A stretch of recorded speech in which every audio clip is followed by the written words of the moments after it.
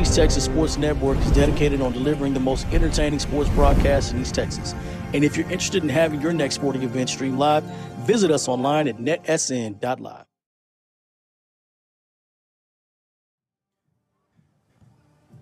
All right. Good evening, Wildcat Nation.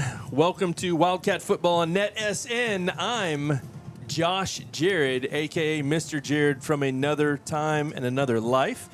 Here with me tonight is, once again, Chris Brody, who knows everything, apparently. And Zach is here producing this week. We are in Nacogdoches, Texas.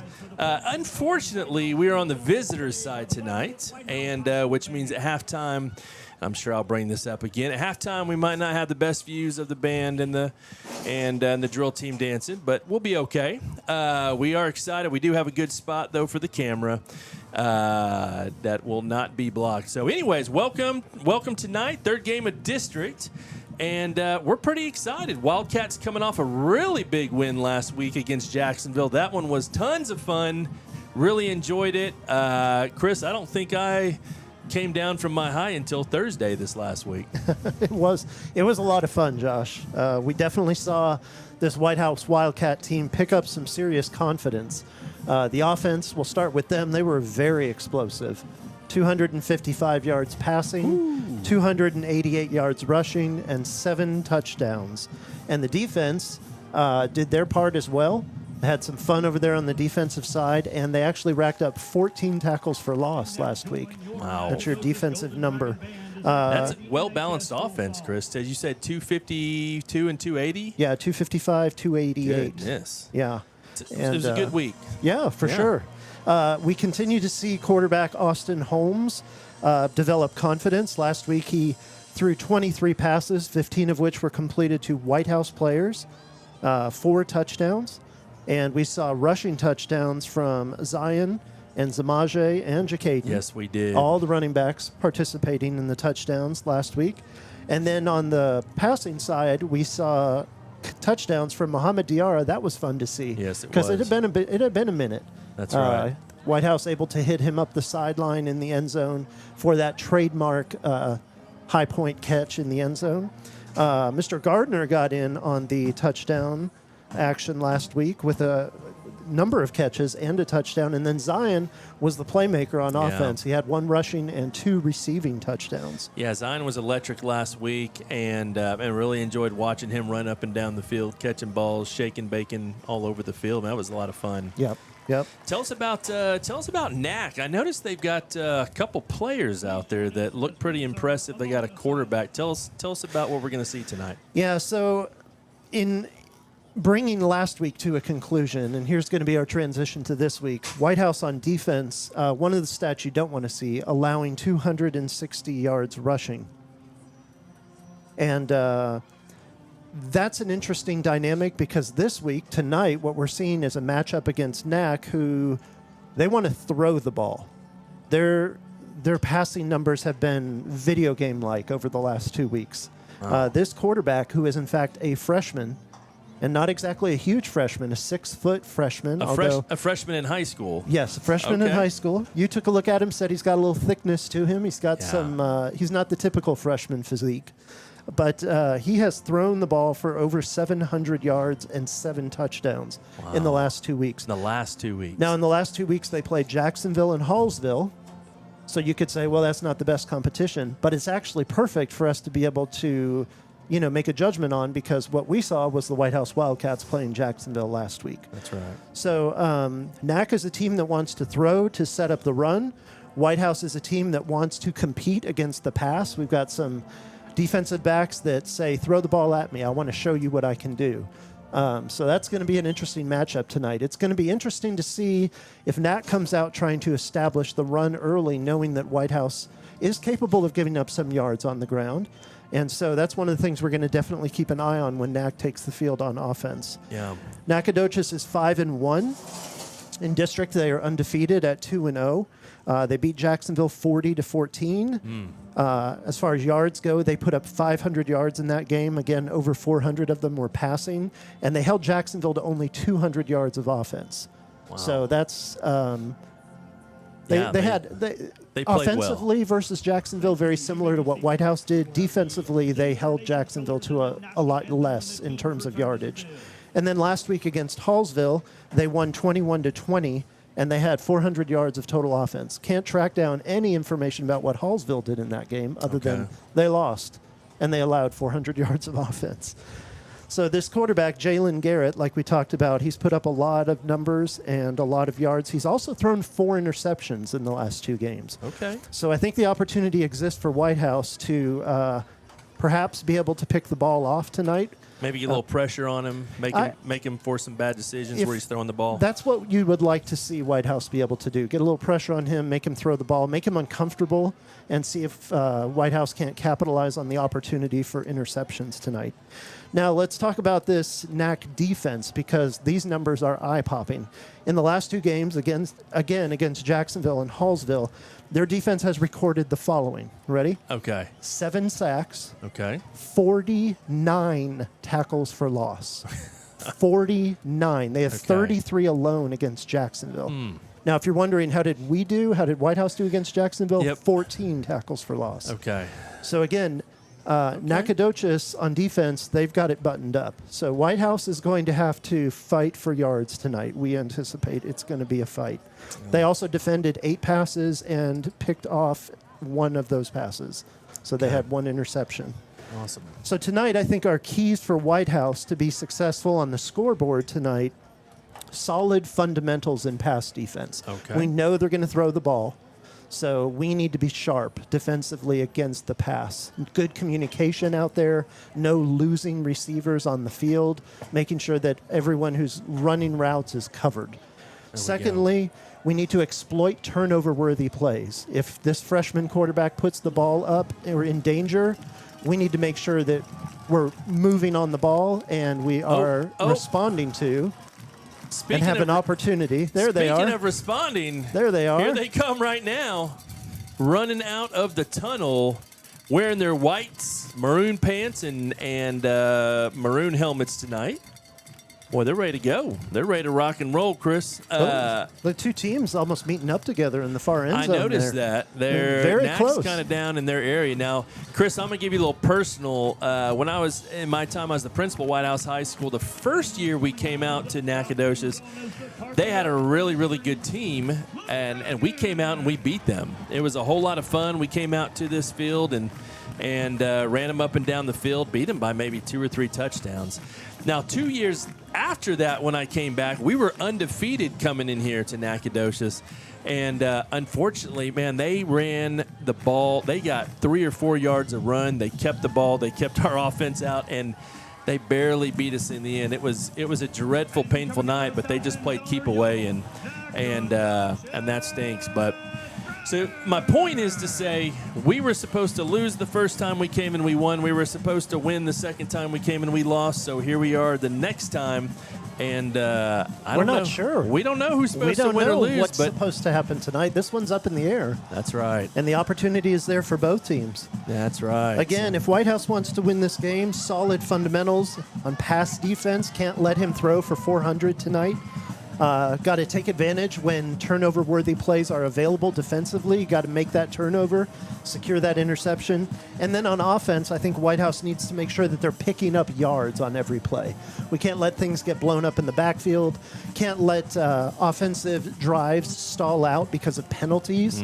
Got to make sure that yards are being picked up. Got to eliminate the tackles for loss. Can't let them feast on tackles for loss again this week. Yeah, and this is a big game, Chris, because even though we lost our first 2 district games, we won last week. If we can find a way to beat NAC tonight, and then all we have to do really at that point is beat Hallsville, and we've got us a playoff spot. Yeah, Whitehouse fighting for the opportunity to sneak into the playoffs tonight. That's right. All right. At this time, we are going to go to the field for the national anthem. Casey Barahona, Aranisha Jackson, Jaslyn Yanis, Andre Mejia, Miguel Resendez. Join the Nacogdoches Golden Dragon Band under the direction of Jacob Weems as they play our national anthem.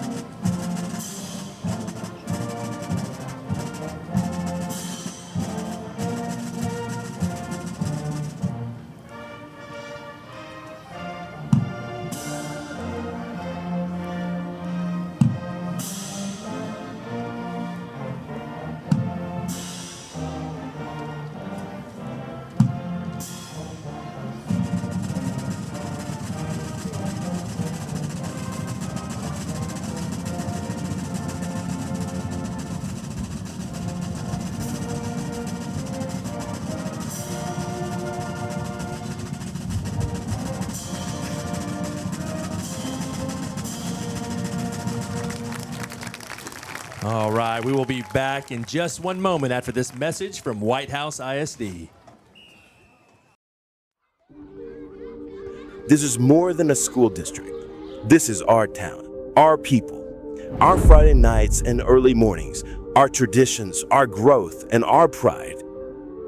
Where the school bell doesn't just signal the start of class, it rings through a community that shows up, cheers loud, and stands together. In Whitehouse. All right, welcome back. We are about ready to get kicking off here in about a minute and a half. They might take that time off the board and just kick it. All right, so Nacogdoches won the toss, and they deferred to the second half, which means we're going to see Whitehouse on offense first thing right out of the gate, Chris. That's right. We'll see. We saw some interesting things in warm-ups, we'll say. Some players playing some interesting positions. We did. No need to talk about it unless we see it happen here on the field. Might have just been some subterfuge by the Whitehouse coaches, having some different folks take snaps while the coaches were watching in pregame. But they got something up their sleeve. Kick is high and back to JoJo. It's going to be out of bounds, which means Whitehouse will start at the 35-yard line. Nope, that's at the 30, Josh. Oh, at the remember? 30, that's right. Touchback could be 35. Out of bounds is way back at the 30. So, Chris, you love it, don't you? Well, yeah, for a while there, that was an interesting point and something that we figured needed to be exploited by Whitehouse when there was trouble on the kickoff, although I don't know what the officials are doing here. They're holding the ball back at the 23. They don't know the rules as well as we do. They're trying to remember where the ball goes. They're all a little bit, let's see, put the ball at the 30. There we go. There we go. All is right. We knew that. They were like, no one kicks it out of bounds. All right, so here we go. Once again, your starting running back out there today. Looks like Jacaden Robbins back at quarterback is Austin Holmes. His, I think, third week to start. Zion in motion.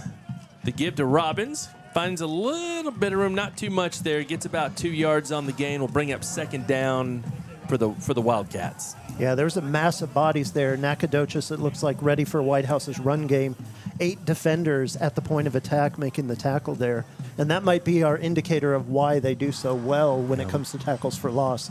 They rally to the football defensively. Yeah, and it looks like they're playing man on the receivers, so they're not afraid. Looks like they're going to make us throw the ball to beat them. So Austin's back, little screen to the left side to Robbins, gets it, finds a little room over the 40 to the 45. He's got 2 blockers ahead of him, out of bounds across the 50 at the 46-yard line.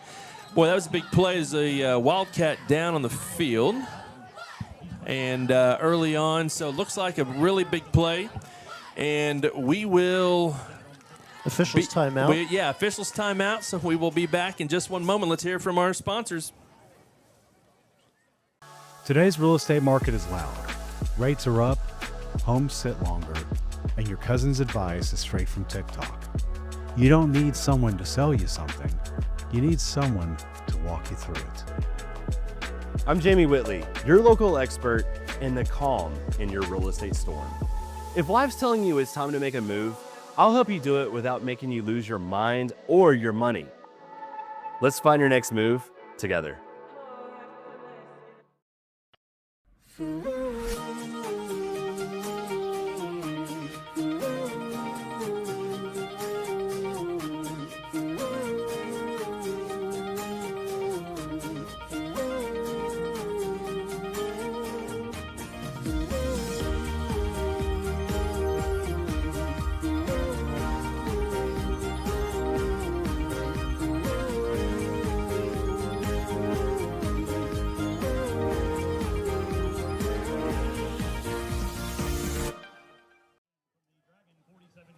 All right, we are back. First down across the 50 for the Wildcats. Big play right there, Chris. I really liked what I just saw. Yeah, set up beautifully. He used his blockers very well, and great job of picking up yards. We got trips right. This time the give to Jamaje is in. Gets around the right side, finds some room across the 40. Another first down. Oh, and he's hit late. Out of bounds. Ball comes flying. No flag at all. Welcome to Nacogdoches. That Wow. ball went up there. That was kind of like fireworks there at the end of the play. I don't know if you saw that, but that was a pop-poof. Yeah, that ball was not supposed to be run outside like that. And so he basically decided, I'm going to pick up these yards myself. And his wide receiver out wide was doing a heck of a job blocking for him. Great run there. Yeah, very unfortunate. So, well, unfortunately, we're going to another officials timeout. We will be back in just a moment. Struggling with mobility, chronic pain, work, or sports injury? At Azalea Orthopedics, our team of highly trained physicians specialize in complete orthopedic care, pain management, sports medicine, physical medicine, and rehabilitation. If you've sustained a bone or joint injury, have mobility or movement problems, struggle with pain, contact Azalea Orthopedics. We're conveniently located across East Texas, serving 18 counties. When visiting your doctor, urgent care, or hospital, you have a choice. Demand Azalea. At Azalea Orthopedics, your health is our priority. We have gone insane here at CDL Training Academy. Get your CDL fast for only $2,900. How can we do this? Because we're a crazy boys. Get down to Henderson now. Call or click today to get your CDL.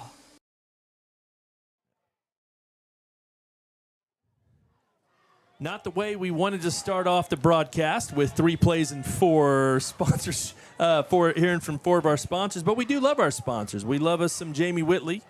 We love Rockmore's. We're hoping that we get to shout out to them again here in a minute. A lot of confusion going on out here. People kind of walking around. 2 big first downs there, Chris. Looks like they're going to another time. We're going to stay here with you. We're not trying to break the world record for the most commercials in the first 3 plays of the night, but I'm not sure what's going on, but we're I gonna don't hang know out. either. I think it might be some issue with the clock because everybody was looking at the clock and the coaches were conversing with the officials and looking at the clock together. So, a couple of excellent plays there that we saw. Beautiful screen pass on the far side, set up beautifully, very well run. A lot of times you don't see ball carriers doing a great job with blockers out in front of them. Sometimes they'll try to get out. They'll get out in front of the blockers. But Mr. Robbins there did a heck of a job staying behind his blockers and effectively using them to set up open space. And then when Zamaje took that handoff on the next play there that we just saw, the last play that we were able to see, he did an excellent job of bouncing that ball outside and outrunning the defense, getting to the edge, and getting a little bit of help from his wide receiver there. But, fantastic job. This is exactly the start that you want to see against a defense that's produced a lot of tackles for loss because everything Whitehouse has done so far has been positive yardage. And what they've done is they've literally attacked every edge of the field so far. The middle of the field with a little bit of running, the far outside on the far side, and the far outside on the near side. All of those areas have been attacked. And so Nacogdoches' defense is on notice now that they're literally going to have to defend the entire field, all 53 and a third yards wide. I don't ever remember, 57, something like that? I thought it was just 50. It's more than 50, okay. yeah. Oh, I think you're right. I think it is 53. So here we go. After a short, quick little delay here, not sure exactly what happened, but we're back. We got some football, and we're 1 minute and 4 seconds into the game. And here we go, Austin Holmes. We got Robbins back in the backfield. This time Zion going in motion. Robbins gets it, finds room, very patient, waits. That was a great job waiting for his blockers. Moves ahead about 4 or 5 yards, second down. That's 2 in a row now where we've seen him use his blockers effectively. And in order to be able to have the time to sit behind your blockers like that, they have to be doing a heck of a job up front, getting hat on a hat and pushing defenders backwards. So this is a lot of very good forward momentum here for Whitehouse. There is. Chris, something weird is going on. Are we in an episode of The Twilight Zone? Because they stopped the clock after that play for some strange reason, and then nobody put the ball down. Robbins had to hand it back to a ref before they set it. Not sure what's happening. Second down and 5. The fake this time. Austin gets hit as he throws the ball. It's out. That's going to be intercepted that time by the linebacker. He got hit right when he was thrown, and that ball came out like like a dead bird coming out. Yeah. You appreciate his grit, stepping up and throwing the ball like that. Unfortunately, the defender coming in was able to seriously affect the throw and get a hand on his arm. You just hope that he's okay there and not injured in any way. And that the defense has an opportunity here now to return the favor, perhaps. That's right. So we're in good shape. Okay, I'm looking at number 88. He's the wide receiver down at the bottom for Nacogdoches. That kid is an absolute playmaker. Micah Lockett. Yeah, he's a senior. Yes. And he's his fair share of those 700 yards over the last 2 games. He's definitely had his. It's going to be a fun matchup for Whitehouse against him. That's right. So, all right, Trey Page in the backfield. They'll give us to Page. He's got a lot of room, breaks it outside across the 50 and taken down out of bounds. Boy, he's not very big, Chris, but he's shifty and he's quick. And we just saw that number 88 doesn't just catch passes. He also lays out safeties blocking. That was Malachi Allen's going to need to have his head on a swivel the rest of the night after that. All right, we got a flag down, whistle blowing again. It's probably going to, they're pointing towards the sideline over here. It's probably just going to be maybe a sideline warning. Well, they're going back. Nac is walking backwards as though they're acknowledging that perhaps this is an issue. That flag's way on the far side at the line of scrimmage. It's right over by the coaches. We got a personal foul. Boy, that's a huge penalty. Yeah, we've seen this a lot, even at college level and the NFL level on offense. If you're picking up big penalties on offense, that pretty much kills drives. This is a great opportunity here for Whitehouse to keep Nac behind the sticks. Yeah, it was about a net of minus 37 yards, Chris, because they gained a bunch. Yeah, they got over across the 50, and now they're back inside their own 20. So that's going to bring up what I believe to be first down and about 20. All right, Garrett, the freshman quarterback, throws it out this time. Oh, a shake. Great move. Missed tackle. Big gain on the play of about 15. You saw Garrett's arm right there that time. Boy, he didn't take long getting the ball out to his receiver. No, he didn't. And when that receiver caught the ball, he did not take long to get upfield. Yeah. Put the Whitehouse with an attacking defender. It looked like it was Jaden Bell coming out there quickly to shut that down, and he got juked. R.J. Whitaker, the receiver that time, number 2. All right, so it's a two running backs in the backfield, gun formation this time. Got motion out. The give is to the running back. Page gets held up this time. There you go. There's a first tackle for loss, and it's going to go Whitehouse's way tonight. There we go. That was better than his first run. It was for about 25 yards. He didn't have quite the hole he did in that first run. So a third down early here for the Wildcat defense. Let's see if they can hold up and force them to kick. All right, the freshman quarterback trying to get him to jump off sides. Wildcats showing some discipline there, not moving. They said, no, thank you. We're watching the ball like Coach told us to do. Yep, good fundamentals. Snap is back. He's looking for his slot receiver. Ball is not thrown very well. Thrown out to Whitaker, but he kind of slipped. And that's going to bring up 4th down and 7, Chris. Yeah, it looked like a little bit of miscommunication out there. Quarterback kind of threw the ball in between 2 receivers. And that's an excellent job. You know, our keys to the game for Whitehouse, you got to be strong and play solid defense against the passing game, and they've done that so far.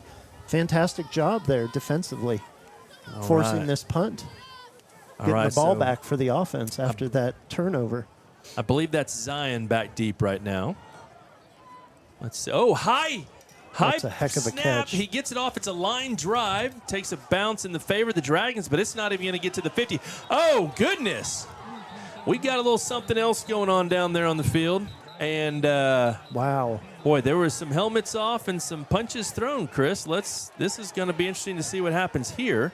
It's a heck of a job. I only saw the end of it, and I saw a Whitehouse player get cheap-shotted and not retaliate. So I saw the same thing. I saw a punch thrown, but not by Whitehouse. Let's see what the officials come up with. That was a crazy play. First of all, that punter to even catch that ball, fantastic athletic prowess, and then get a kickoff. And it wasn't a great kick, but it wasn't blocked, and he didn't get tackled and give up the ball back there. And then, of course, something's going on over here, completely away from the play. Yeah. And these officials need to do a good job of talking this one through because. Yeah. Chris, would you compare the athleticism of that punter to catch that high snap as to I know where we're going here. As to that kicker for Texarkana, Ryan McCourtland? Here, let's see if we can hear the white hat. We have a dead ball on sportsmanlike conduct against both teams. That's pointless. You got to reward a kid who gets punched and does not retaliate. I'm sorry, but that's... Well, a punch should be an ejection, and they decided not Apparently to... they didn't call it. They didn't see it as a punch. Either way, Whitehouse has got the ball in very good field position, already on the NAC side at the 48. Westerberg just gave the white hat his opinion of That's that. good. I'm glad he did. Of that. And here we go. All right, so we are back on offense. Had some success the first time. Little pressure on the pass, forced the turnover. I mean, see if we can clean that up. That's it exactly. So we've got a trips right tight formation. Getting the balls at about the 48-yard line. So a short field for Whitehouse. That hasn't been the story of this year. Officials have been a big part of this game so far, Chris. I don't think they want to be. I sure didn't when I was an official. Did not want to be part of the game. Snap is back. Fake to Robbins. Pass out to Zion. He's got a little bit of room. No blockers, though. Boy, that was a tight throw. Maybe a gain of a yard. Maybe not. I can't help but feel like that wasn't set up right or it didn't execute properly because he was stuck out there without having to fend off 3 defenders there by himself. Going hurry up this time. Snap is back. The give to Robbins. Follows some blocker. He's got some room. Gets up. Gets pushed another 3 or 4 yards. About 6 yards on the play is going to bring up 3rd and short, 2 or 3 yards right here. Again, one of our keys to the game, pick up yards every play, and they're doing that. And that time, the hustle by both the offensive lineman and the running back turns into a much bigger gain than they first imagined. Yep. Looking at about 3rd and 2 here now. Playbook's wide open for you. And Chris, Robbins' helmet came off that time, so he has to come out. Yep. Zamaje is in at running back this time. Yeah, I bet he's happy to take a handoff here he is. if he gets the opportunity. You don't think he's happy Robbins' helmet came off? So no. Okay, yeah, I don't either. I think he's happy to. There goes Zamaje. He's got some room up the middle, gets spun around, but not before a Wildcat first down. Right at the 35-yard line. So we're moving the ball. Another first down after a couple on the first drive. We're looking good, Chris. Yep. Positive yards, positive yards, positive yards, moving the sticks. This is how you take advantage of a defense that preys on negative plays. Don't give them the chance to make one. Well, I'm looking at Caden Thomas, number 7 for the Dragons out there, defensive tackle. That's a big boy. There's a snap this time. Zamaje gets it tripped up in the backfield, falls forward for about 1.5 yards. I'll bring up 2nd down and about 8.5 or so. Yeah, they brought an inside blitz there. Linebacker Jabraden Rushing, who might be the largest linebacker I've seen in a while. He's very thick, number 0 there. And he was able to get a hand on Zamaje's leg and trip him up before he even made it through the line. Still, Whitehouse picks up 1 yard. And again, that is going to be the key to this game, positive yards. Snap back this time. Zamaje in motion, looking for him in the flat. They've got him. Great catch by Zamaje.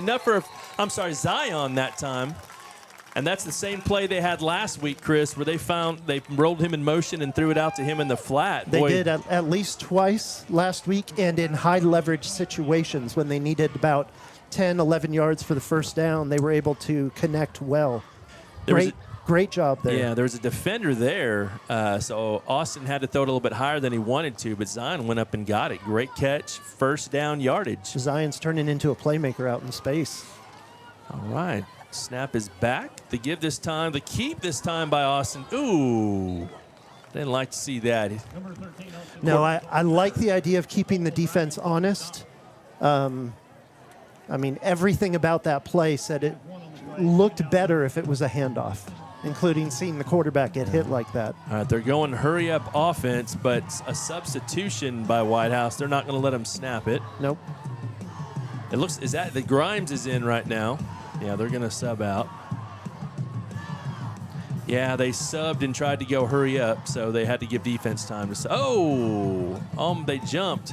Yeah, but All right, here we go. Second down and long. Snap, the give to Grimes. Grimes banging and slanging up the middle for about, 4 or 5 yards. That's going to bring up third and a little bit longer than what we want, about 7 yards or so. Yeah, we're not as high in the air this week, and so the angle to be able to see exactly how far there is to go and how far he gets is pretty tough until they move the sticks and reset the down marker. It looks like it's going to be about 3rd and 6. It was a good, tough run there, just not a lot of space. He made the most of it and picked up positive yards. And again, that's what we're asking of the offense tonight. Pick up positive yards each play. Oh, we got whistles. All right, Whitehouse is going to take a timeout, which means we are going to take a timeout, and we'll be back in just a moment. Today's real estate market is loud. Rates are up, homes sit longer, and your cousin's advice is straight from TikTok. You don't need someone to sell you something. You need someone to walk you through it. I'm Jamie Whitley, your local expert in the calm in your real estate storm. If life's telling you it's time to make a move, I'll help you do it without making you lose your mind or your money. Let's find your next move together.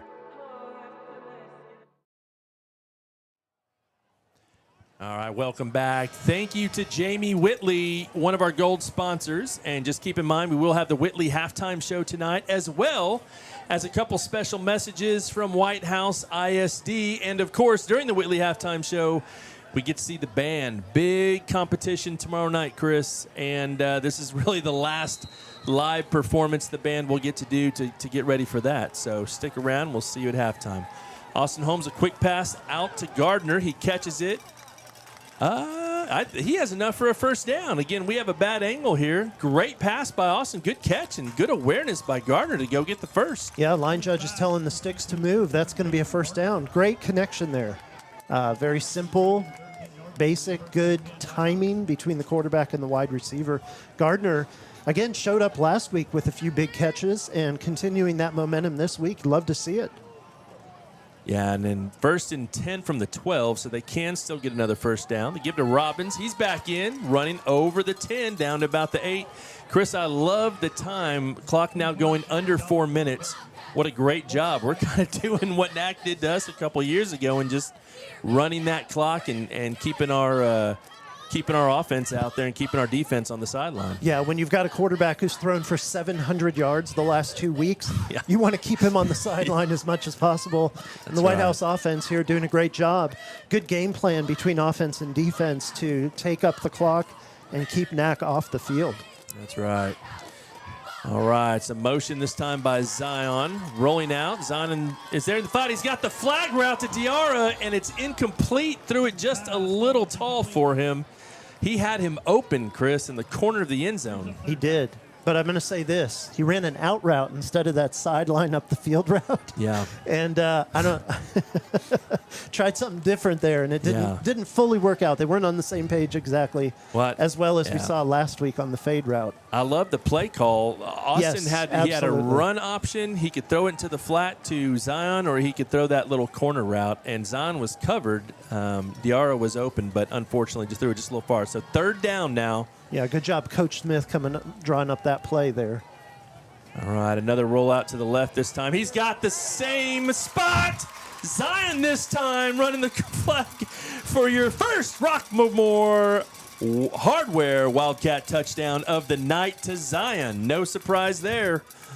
I love that. Roll it back, give him a chance now. All right, give him a chance to make that throw a second time. Change up the route formation a little bit so it doesn't look exactly the same. And exploit NAC twice in a row, thankfully able to turn the second one into a touchdown. Yeah, great job by Zion. Just laid it in, put handles on it. Couldn't have made it any easier. Oh, kick almost blocked that time. But the kick is up and good. So, as is tradition, let's hear from Rockmore Hardware.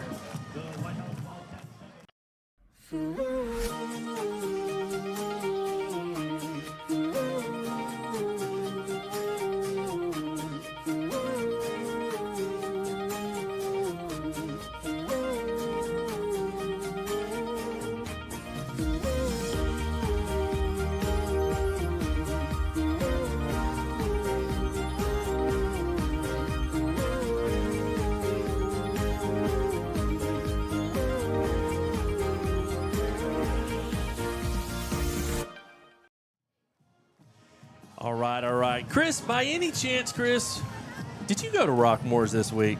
You know what? The conversation last week, ironically, was about this project that we've got coming up. Yep. And we didn't even get to that project because like 4 other issues arose this weekend. And one of them was a shower issue in our bathroom.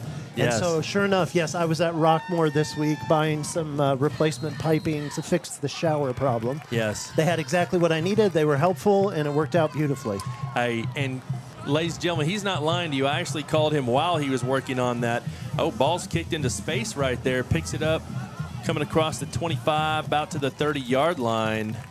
Yeah, I called him, and we were trying to have a conversation. He had a speakerphone on because he was fixing his pipes in his bathroom using Rockmore's wrenches or whatever he was doing. But, all right, well, 7-0, 3 minutes and 12 seconds left in the first quarter. This has gone better than I anticipated, but I think it's going exactly how Westerberg and his crew figured it would go. Yeah, the Nat coaches here, they've got to be a little frustrated with their team. Several times out there taking big plays off the board with penalties. And Whitehouse hopefully can build on the momentum from last time they were on defense here.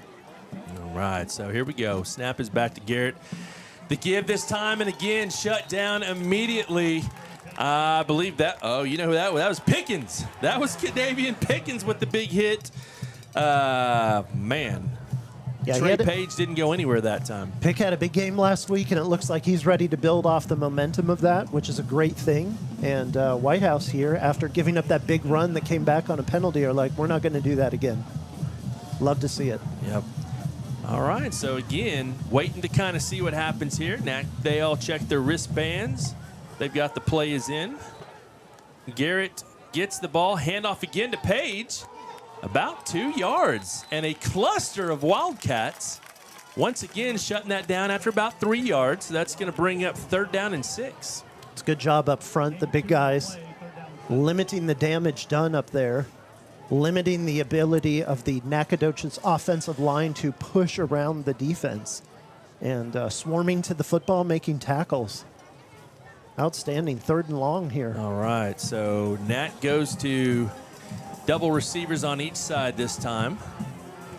They've got their big receiver down here, Lockett, matched up with Carmelo Perkins.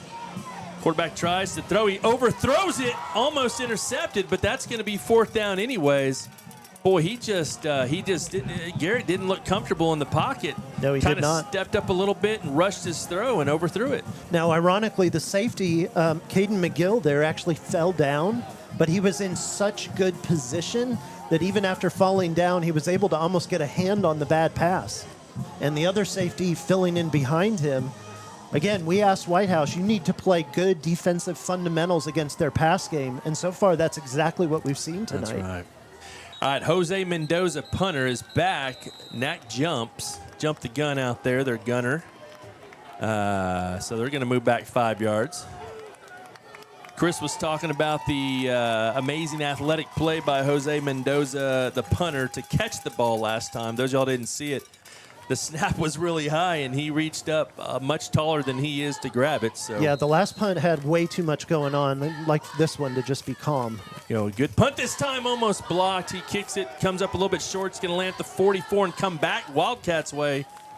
Looks like it's inside the 40. Cats are going to start at about the 39. Call it it's about the 40.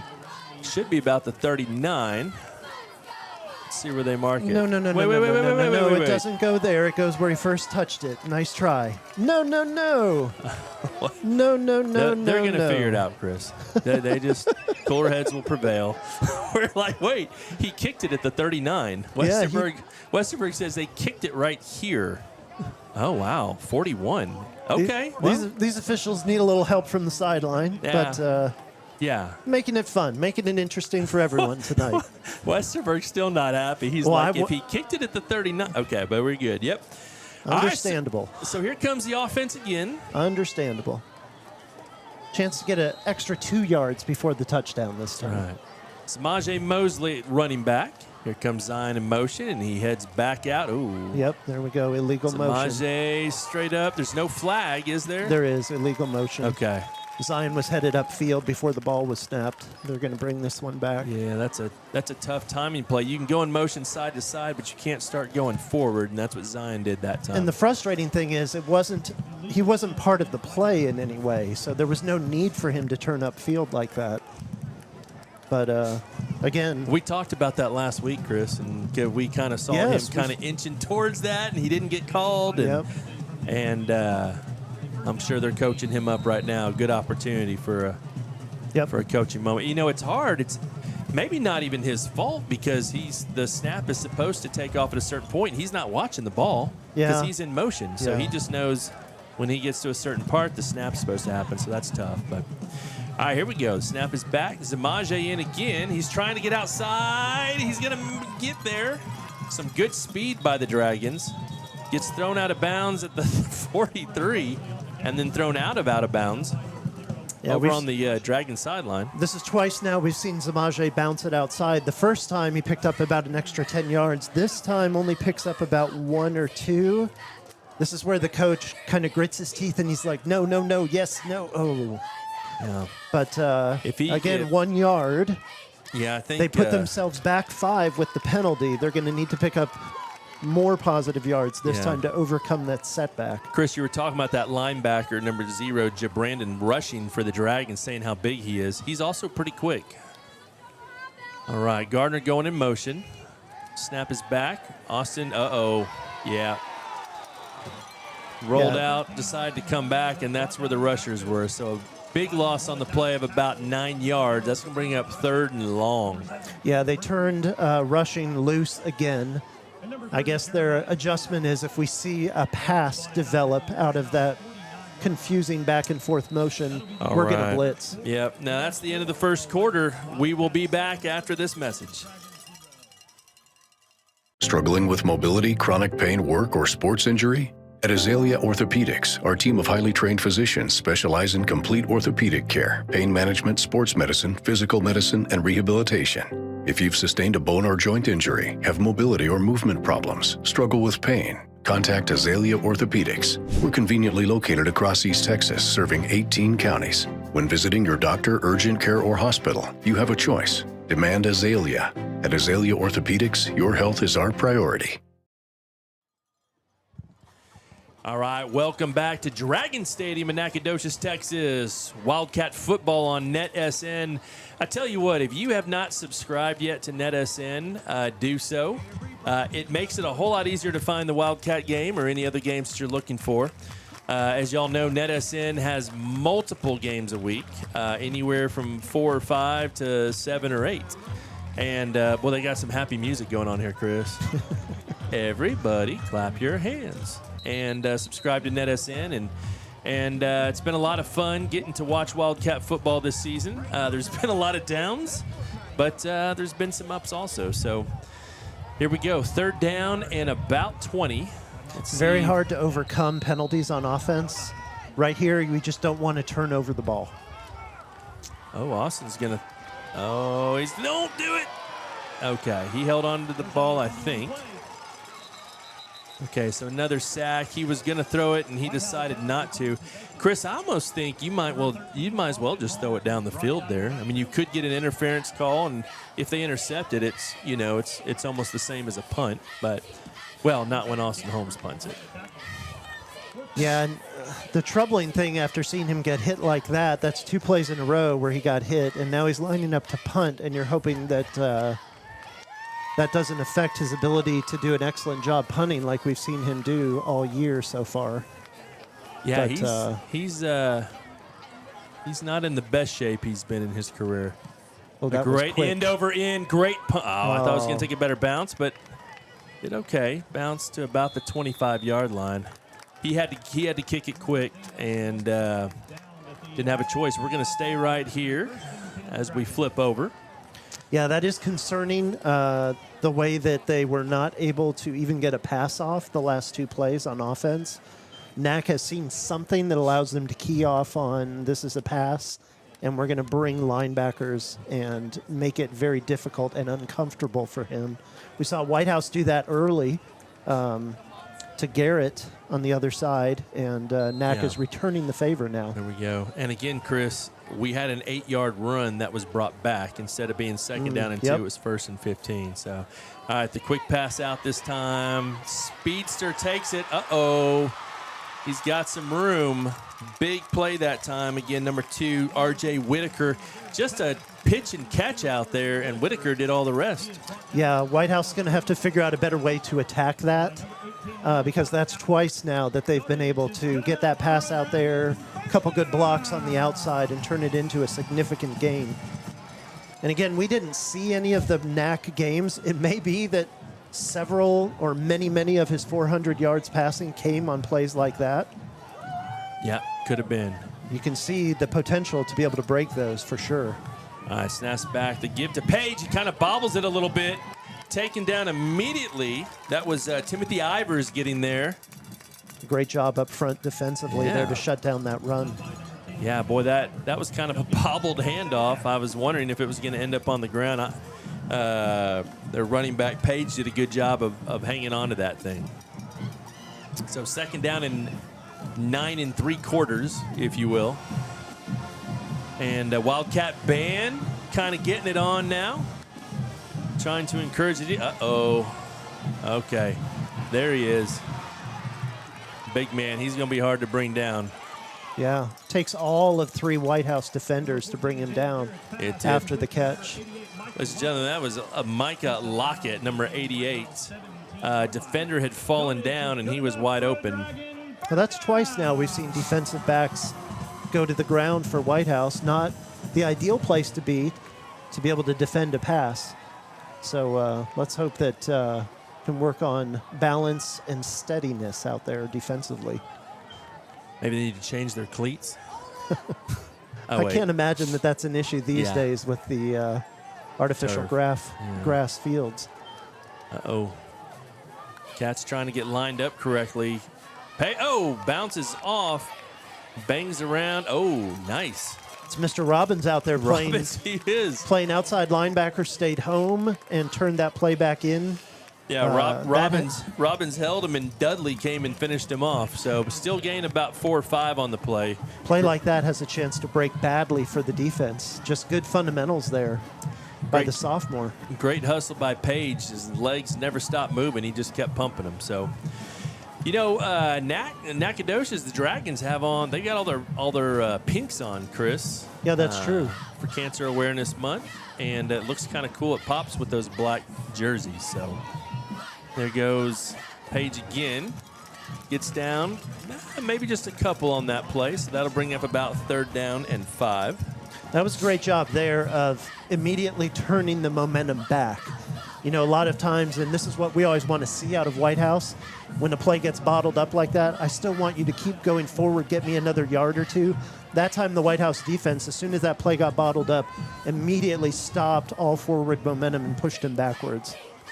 At the same time that the offense is picking up offensive yards, the defense is not allowing extra yards to be picked up. All right, so we got man coverage up at the top over here. Oh, that's going to be offsides. Free play this time for the Dragons. Major holding on the edge. He's going to throw it up, and whatever happens, it's a free play. That's a touchdown. Ouch. What a throw and what a catch. Major holding on the edge. I don't see a flag being thrown. That was number 3, Kenyon Page, a sophomore. Boy, he went up and climbed the ladder to catch that one. Let's see. What are we doing? There's no call. It should be. I think we've got offsides. Offsides but on Whitehouse. We really ought to have holding. Wait. So I think. After the penalty yardage. Okay. Okay, so it's 1st down. Apparently he dropped the ball. They're saying they blew the whistle dead. Okay. The play dead, or maybe it was incomplete. I don't know. Well, don't tell Kenyon Page that. The sophomore, man, that was a good catch. I thought he caught it. All right, so 1st and goal now. The give this time. Boy. Thrown out to RJ, drops it, jumps on it because I think it was backwards. So that's a. No, he's saying incomplete pass. So, yeah, it would have been a forward pass. Okay, I'm going to watch. This has been a little wild here. I'm going to watch the replay on that right here, Chris. I think. Producer Zach's got us a replay option going.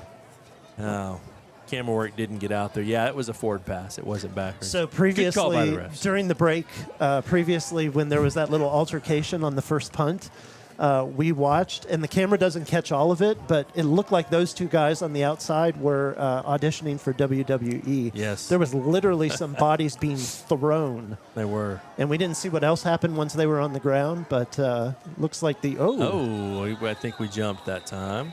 I think Dudley was ready to go, even though the Dragons weren't. Dudley saying that the center moved the ball, but I don't know if the officials are going to agree with that assessment. They're not. Offsides, Whitehouse. Offsides. I think that's encroachment. Half the distance to the goal. Still second down. All right, so Well, it's another gotten half wild the distance. here down in the red zone. Things are Whoa. happening. Massive substitutions. Looks like they bring in the heavy set Yeah, here. they got heavies coming in, They got that big linebacker out there to lead block, it looks like. coming off. Man, Number 0, Jabrandon Rushing is in as the lead blocker. Bryson Johnson sprinting in like a sprinter. There's a direct snap to Whitaker this time. They're fighting. They got a scrum. He did not make it in. Marked down at the 1 yard line. That'll bring up 3rd down and goal. They just did the Wildcat there, direct snap to the running back with 3 lead blockers in front of him. It's a heck of a job by Whitehouse to prevent the touchdown. That was actually number 2, Whitaker, the one they've been throwing the ball out to, and they have him. They still have him back there at quarterback. So they're running Wildcat with Whitaker. They've got now they're about to do the tush push. There's the snap. He's trying to get in. He's trying not. They're trying to decide. They have not called him down.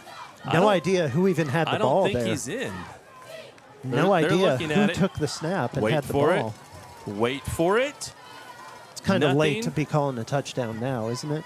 If they're stopping the clock, I think they're trying to find what happened. You would assume they wouldn't call a touchdown, but I'm going to lay money down that even the officials have no idea who took the snap and actually had the ball. oh, they know everything, Chris. I don't know. You've been watching this game. I don't know that. They know everything. Okay. All right, 4th and goal. So here we go. They're probably going to try. That was like a little tush push action, I'm assuming. Is it 4th and inches. Here they go. They're lining up. Oh, We're late bringing in the big dogs. substitutions. Oh, you can't do that. Call a Gotta call timeout or get timeout, off Coach. the field. Coach, Motion. Again, the push. they're trying to get some beef look at out there. Oh, I believe they called a touchdown. I thought they stopped him. It did look like they got a little bit of a surge there initially. That's awfully hard to stop that much beef. They were with, trying to bring Dudley back out there, but they didn't substitute, so we didn't have time to. They didn't have time to get him out there. So, boy, that took a lot of effort. I don't know that Whitehouse maybe shouldn't have called timeout there to try to get some more beef on that defensive line. But it's first half, 6.5 minutes left until halftime. You can't keep them. You got 2, but Speaking of beef, Joshua Knepp coming in to snap the ball on the extra point.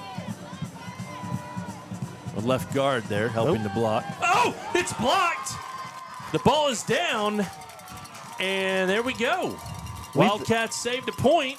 We've seen them come very close this year. We have. And that's fun to see it happen like that. And you know what? That was kind of like your Rockmore Hardware Wildcat block saved a point. There you go. Wildcats are up 7-6. We'll be right back.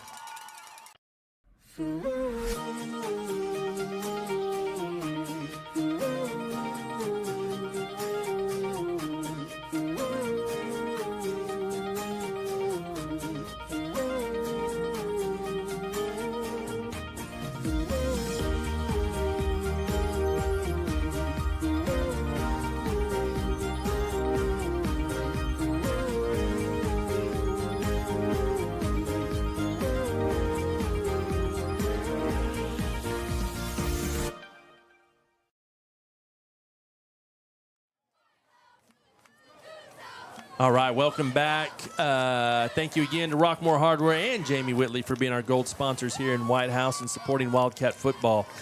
And keep in mind, at halftime, we will have the Jamie Whitley and Schilling Group halftime show. So we're real excited about that. Here goes Nac with their second kickoff in the evening. Right down the side. Gardner in with the catch. About the 14. Takes it across the 20s. Got a little room. dances through, gets hit, spins around all the way out to about the 37, 38-yard line. Good starting position again for the Wildcats. They might have been better off kicking it out of bounds there. You think? Gardner wasn't going to let it go. Gardner said, mine. JoJo it looks like he's out of the game for this evening. Not sure exactly what's going on there, but he's not sure if he's coming back or not, but for the time being, he is not in. So here we go. Oh, look who's in. We got John Grimes in at running back. Chris, you know what that means. The last time it was a big fake when he was in there. There's the fake, the pass out. Oh, that's not good. That was not blocked well. Yeah, pass to Aiden Wright was complete. He'd been better off just knocking that thing down. A loss. They gave him some good forward progress, but still a loss of 2, and that's those negative yardage you're talking about, Chris, that we don't want to see, especially on first down. And unfortunately, what tends to happen, like the last 2 plays that Whitehouse had the ball on offense where they took sack, sometimes you get a little conservative and you decide we're just going to throw the short pass, try to break something. It gives a chance for the defense to just attack straight forward. Ball is thrown away this time by Austin Holmes. Nothing was there. They only had... He looked to the right. 2 receivers running routes that direction. Yep, and then Aiden Wright was over here, but he was covered, so Austin said, let's just get rid of the ball. Wisely, not taking a sack. That's right. I feel like he might have been coached up a little bit on the sideline last time, saying just get rid of it. Yeah. Just toss it away. So, all right, here we go. Right in motion this time. The snap is low. Austin gets it. It's a screen pass intercepted this time by big number 7. Don't get hurt. He steps out of bounds. Austin Holmes doing a good job kind of pushing him out of bounds, but big number 7, Caden Thomas, sophomore, on the interception, the screen pass. Thomas, he just took up too much space, Chris. That's a big body. Earlier in the game, we saw some really nice flow to the screen game. This offense is not in a flow state right now. That was rushed. That was herky-jerky. That was not a good execution of that screen. Obviously, the result was bad, but everything about the execution of that screen was just rough. Very rough. Ball was thrown much quicker. The offensive line got off the blocks too fast, gave away that it was a screen, made it too easy for the defense. By the way, Chris, on that touchdown they had earlier on that penalty, they didn't blow it dead. The back judge called it out of bounds. Oh, okay. Thank you, Kyle Hendricks, for that heads up there. We couldn't see or hear that from up here. Pass out to Whitaker again. Oh, boy, they can't tackle him. Yeah, he's quick, he's fast, and he moves shifty. That's touchdown, Nacogdoches Dragons. Boy, this game has turned very quickly. Whitehouse here is going to have to figure out how to seize momentum back again. All right. So your score now is 7-12. Let's see if they go for 2. I think they're going to go for 2. Watching the replay, Josh, on the big board here on the scoreboard. Yep. A couple of defenders out there trying to tackle him by grabbing. Yeah. Defensive fundamental 101. You play defense with your legs. Get your body in position first. You don't go trying to grab first. All right, so it looks like they're going to go for 2. They're doing the little Wildcat formation, tush push central. Oh, the jump pass this time. That pass up to number 9, Joel Jones. So that's going to be 14-7. Dragons are up, and we will be back in just a moment. Struggling with mobility, chronic pain, work, or sports injury? At Azalea Orthopedics, our team of highly trained physicians specialize in complete orthopedic care, pain management, sports medicine, physical medicine, and rehabilitation. If you've sustained a bone or joint injury, have mobility or movement problems, struggle with pain, contact Azalea Orthopedics. We're conveniently located across East Texas, serving 18 counties. When visiting your doctor, urgent care, or hospital, you have a choice. Demand Azalea. At Azalea Orthopedics, your health is our priority. All right. So things are happening quickly around here. If you don't look around, you might miss it. 5 minutes, 2 seconds left in the second quarter. It's amazing how things can slip away very quickly if you're not careful. I feel like Whitehouse has made a couple mistakes in critical places, and it's led to the shift in this game very, very quickly. Whitehouse is going to have to regroup here on offense and try to find a way to move the ball, perhaps take the rest of the time off this clock and go and finish the score with a touchdown and go into the half tied would be ideal, Josh. I think in this situation. Yeah.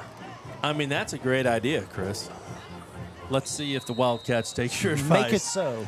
Make it so. Easier said than done. Chris, you paying attention to the Hurricanes game? Do you know what that score is by any chance? The last time I looked, it was not encouraging. Okay. Miami down by 7 halfway through the third quarter. Louisville Cardinals are, look at there's that a deep kick. Let kick. that go. Look at that. That helps too. Now that's at that comes out to the 35, correct? I think it's the. Or I maybe have it's no the 30. idea. I think it's the 30. Is it the NFL 30? is 35. College is like 42. I feel Let's like it's see. 25, isn't it? It might be the 25. You're right. 25. I don't know that I would. Listen, just because I'm talking on this stream doesn't mean I know all the rules. So, I don't think we're supposed to say that we don't know the rules. okay. Yeah. I know the rules. I can't remember the rules in the moment. There you go. And speaking of the Miami Hurricanes, I'm trying to look and see what the score is, Chris, but they Well, don't so you even... got to put them in your favorites Oh, so okay. that their score comes up when you open the score app. It's the gift There of we go. Grimes. There we go. he goes. Grimes rumbling, stumbling.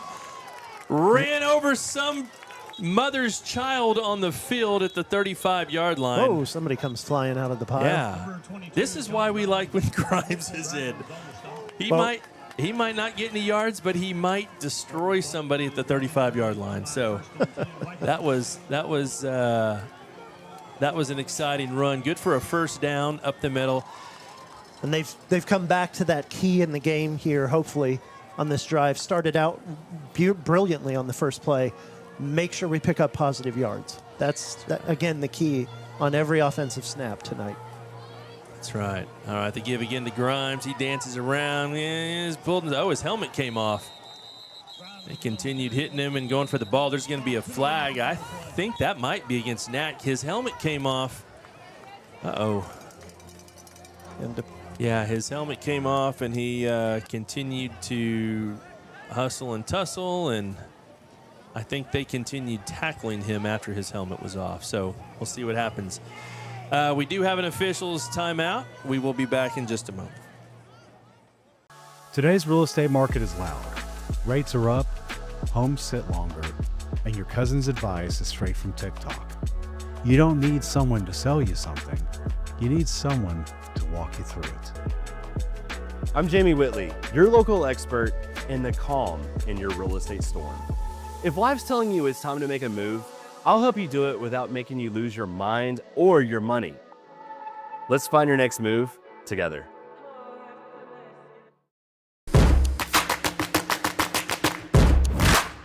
We have gone insane here at CDL Training Academy. Get your CDL fast for only $2,900. How can we do this? Because we're a crazy boys. Get down to Henderson now. Call or click today to get your CDL.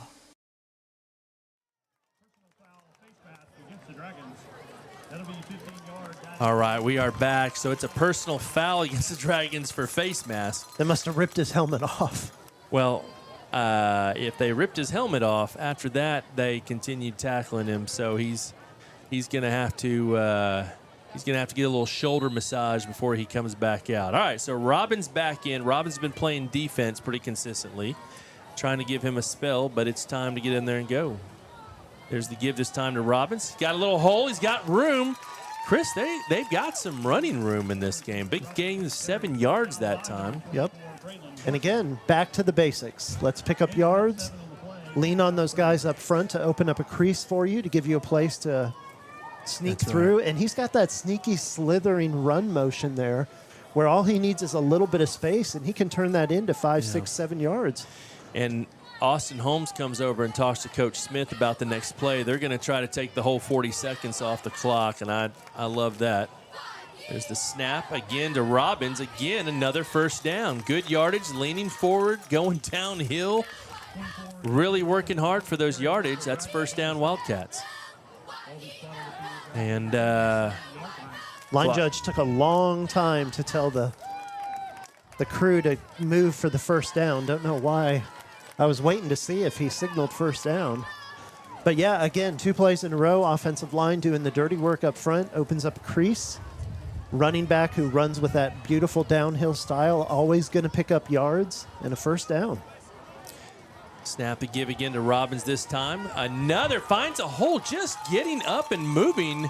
That's another first down at the 25-yard line for the Wildcats. 11 more yards. Boy, they've got it working. Robbins coming out this time. Looked like Pickens coming in. Might do some short yardage running or at least pick up blocks. My buddy Kadavian Pickens coming in at running back. Grimes is sitting out for the time being right now, resting up. He got a little dinged up. And so Pickens in at running back. Hang on to the ball, buddy. Hang on to the ball. Motion by Gary this time. The snap, give to Pickens. He finds room. He's trying to get outside. Gets taken down after a gain of about 3 yards. So good job, again, picking up positive yards. He's a big target, so trying to break outside, he presents a much bigger target for tackling.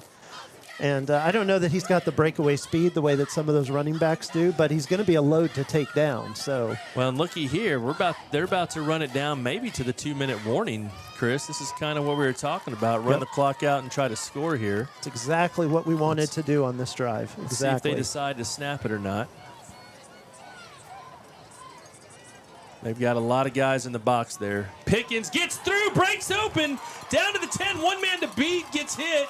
A flag comes out flying. Great. I didn't see anything there. They had 7 or 8 in the box, and it didn't matter. Let's see what they're calling. Yeah, he broke through that holding. That scrum. Yeah, they're going to call holding. It's I'd sure love to know who it was, because that flag was thrown about 6 or 7 yards downfield, if not further. Yeah. Well, I don't. They're going to count it off from the 10, so it's going to be really second down. It's going to be a redo. They actually gained a yard still on the play, but that's going to go to the 2-minute warning and clock down to 1:53. We'll stay right here. I know y'all probably want to hear from Jamie Whitley, but you'll hear from him soon enough because we're about to go to the Whitley halftime show shortly. Is that what happens at halftime? There's a Whitley halftime show, and also just a quick reminder out there. Chris, there's an election coming up. Can you imagine that? I imagine, yeah, that happens every year. And what do you tell all the people that you know that are 18 years and older? You should vote. You should vote. That's right. So just a reminder to get out and vote. Early polls open Monday morning over at the Methodist Church, a couple other places around Whitehouse. So Monday is your opportunity to get out. And as I used to say when I was a kid, rock the vote. There you go. That was MTV. But I wasn't allowed to watch MTV, so. Yeah. Anyways, on that note, unrelated to going out to vote, there will be a special announcement by Whitehouse at halftime, coming to you a quick message. And also, Whitehouse put a cool video together, just Whitehouse ISD, that we're going to show right at the very beginning of halftime before the Whitley halftime show. So buckle up, stay with us. Wait to go to the bathroom until Whitehouse band is done on the field. All right, the snap is back. The give again to Pickens. They're throwing him down. They are crowding the box. Let's see. That's going to be a loss of about 1. Still third down and 6 or 7. Yep, there's the negative play that you want to avoid there. Clock is still running. I thought Nacogdoches might use a timeout here. We saw that return motion again with Zion, and that time he did not turn upfield early and pick up a penalty. But I think it might have tipped off the defense that, the backside run is coming again. Okay. All right, so Robbins back in the game. Again, third and a little bit longer than what we'd like. Dragons showing a man defense, backing off a little bit. Uh-oh. Pass this time. Pass out, complete to Diarra. It goes up to get it. That's a first down. The clock will stop until they get it set. 1:04 left. That was a beautiful, confident catch by Muhammad Diarra outside. That's exactly what we want to see. And beautiful job. Great throw by Austin. There's the give to... Oh, they must not have been set. Yeah, I think they didn't get set in time. So that's going to be a 10-second runoff unless they choose to use a timeout. And worst Offsides against Whitehouse. Oh, offsides. Like I wonder- Diarra might have been lined up offsides. Coach is having conversation with him, and he's trying to say that the official told him he was good, and now coach is having conversation with the official. And called a timeout there. Because the wide receiver who's lined up outside can turn and look at the official and That's right. ask if he's lined up on the line. And apparently there was some miscommunication there. Coach is still having words with the official about it. Yeah, I can only imagine that he pointed at the official and the official did not confirm, and they snapped the ball before they had the confirmation. That's what I'm guessing. But you're right. If he had his arm out, he tried to do it right, Chris. You know? I don't know. All right, we're jamming here at Dragon Stadium tonight. Pretty good game. 14-7. Dragons are up right now, but Wildcats are threatening to score. Hey, I was watching Ashton Park warm up before the game, kicking field goals. He was kicking them 45, 50 yards. Chris, putting them way out there. It was pretty awesome. Well, we don't want that right now. All we want to see from Ashton Park right now is the extra point kick to tie this one up right before halftime. That's right. All right, here we go. First down, and they can get a first down inside the 2-yard line. There's the ball. Austin running around for his life. He's got some room. Down to the 10. He's showing some speed. He's in the end zone. There's your Rockmore Hardware Wildcat touchdown. Austin Holmes. That's a heck of a job. That was amazing. Just trying to find space in the pocket and then realizing, hey, wait a second, they're in man. All of the guys covering people have their back to me. If I can get past these defenders up front, it's free real estate to the end zone. Man, and he does it. He turned on the afterburners. That was everything in his body. I didn't know he ran that fast. He runs almost as fast as he punts well. Ooh, all right, look at Park, that. the kick is up, and it's good. All the way to the back. Number 2 there trying to block that one, return the favor, right. and he was close. All right, time for our favorite commercial. Let's hear from Rockmore. We'll be right back.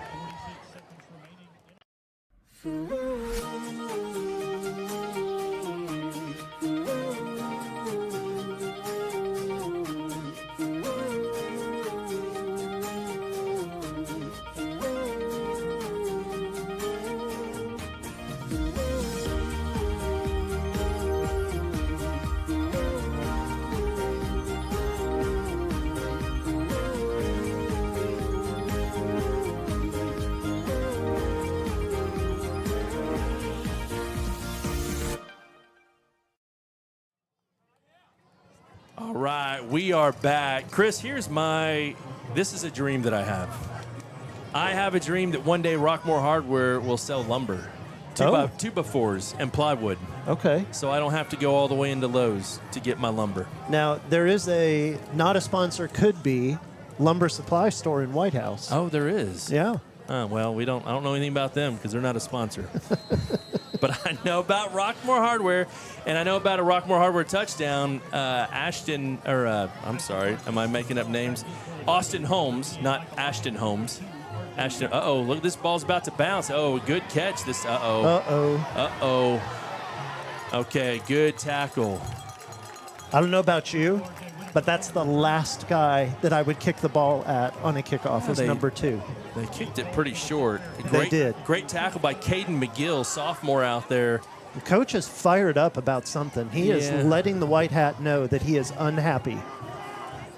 Yeah, Westerberg's he doesn't complain to the refs much. Usually when he's talking to the refs, he has something to say that's somewhat meaningful.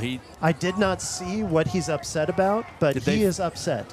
Oh, they're saying I think he's saying he called fair catch. Yeah, they're saying he called a fair catch. Now they're going to talk about it. Look at this. They might bring it back. Well, they're going to say, did anyone see it? And clearly nobody actually saw it because nobody called it. But perhaps they might be reminded that they did see it. They might remember here. Look at this. Look at this. They might remember. Look at this. Here we go. They're putting it back. Coach, good job, Coach. There we go. There we go. Westerberg for 25 yards on the play. There we go. Yeah, they're going to say, well, listen. The Dragons will start this drive first and 10 from their own 23-yard line. Yep. Yeah, he waved for we saw that catch. in the Miami game earlier where a suspicious hand movement got called a fair catch, and negating what was turning out to be a great punt return. So it was actually delay of game is what they called, and they brought the ball back 5 yards back from where he caught it. So, all right, all that to say, 40 seconds left. Are they going to try to air it out? Oh, they've got a receiver on the sideline. What is? You see what I'm seeing? Were they Chris? trying to pull a little, pretend like he's going off the field? Yeah, they no better doubt attack that because they're going to throw that to 2 again behind those 2 There's blockers. no doubt they're going to Whitaker. Oh, they're going to try to do that. Well, there you go. Garrett takes off running. Oh, he needs to go down. The ball's on the ground. Wildcats have come up with it, I believe. I was about to say he needs to get down and not fumble, and he sure did. Jaden Bell put a hit on him and spun him around, and that ball came loose. And the freshman phenom puts the ball on the ground. Wildcats pick it up. 36 seconds left, and I believe they've got all 3. No, 1 timeout left. They got 1. Yep. Okay. See, he didn't take it back there on defense to get his beef on the field. And now that gives Whitehouse a little bit more of an opportunity to possibly put 7 on the board here. Well, and we'll take 3. And like I said, Ashton Park was banging out some field goals in pregame. So a little turn in the Wildcats' favor. The Dragons will get the ball in the second half. So Wildcats trying to get an extra possession here to see what they can do. Big Whitehouse crowd here cheering for the touchdown. They want to see 7 on the board. Snap is back.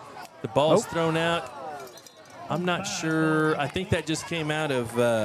No, I think they weren't on the same page there. It looks like he's wiping his hand. I think the ball slipped out of his hand a little bit. He threw that a bit early before Gardner was in his break to the outside. He threw it perfectly. if he would have thrown it out too, because that... But, the ball might have. That's funny. That's perspective of a quarterback guy versus a wide receiver guy. He threw that too early. No, he threw it perfectly. Yeah. That receiver just wasn't where he was supposed to be. All right, so here we go. Second down. 31 seconds left. Ash rolls out to the left. Oh. Yeah, threw that into coverage. Was lucky that was overthrown. Yeah, that didn't play out well. We had 2 receivers and 2 defensive backs all in the same place there where the ball thankfully harmlessly found its way to the ground. I'd like to see, I'm not going to try to pick a play. I'm not an offensive coordinator, but I'd like to see the Wildcats pick up 4 or 5 yards here and kick a field goal at the very least. Feels like Whitehouse got a little too excited here and came out a little too amped up, ready to throw the ball and try to put it in the end zone. We very well may see a handoff here just to settle things a little bit. We don't want to see a sack. All right, the fake to Robbins. Boom! Great pass, great catch. Is that going to be enough? It's going to be, that might be 4th down. They might call their timeout here. They stopped the clock, but it's 4th. They shouldn't have stopped the clock. 9, 8, 7, timeout. Coach out there ready to call timeout. Yeah, they're going to kick the field goal. There we go. Okay. Crowd not really following what's going on here. It's kind of fun. Okay. Yeah. Kind of fun. All right, so a great pass, 9.5 yards on the play. Who was that who caught that pass? That was Zion. I think that was Zion. Great strength of hands on that catch because he was getting hit as he was making the catch. And that could have turned ugly with an opportunity to knock the ball out and another defender to pick it out of the air. So great job. Yep. All right, keep in mind, right after this play, we're going to go to a special message from Whitehouse and then straight into the Whitley halftime show. Chris, the last couple times that Park has attempted an extra point, they've almost been blocked. So I hope that we've recognized that and maybe made some adjustments because I would hate to see a block here. Yeah, you see 2 on the edge. For Knack, he is very fast. And the one thing you don't want to do is let him come inside the wing blocker, that outside blocker. He does not. It's up, and he bangs it through. It is good. That brings us to halftime. We'll be back after this message from Whitehouse.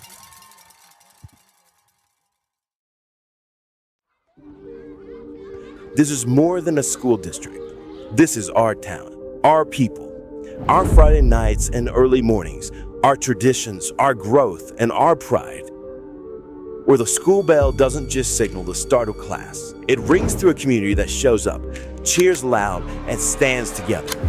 In Whitehouse ISD, learning is just the beginning. We grow leaders. We build characters. We shape futures.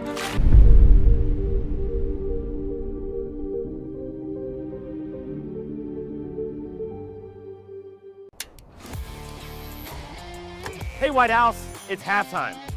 In my family, that's always meant tradition, pride, doing your best, and then making it better. That's Whitehouse, and that's how I sell real estate.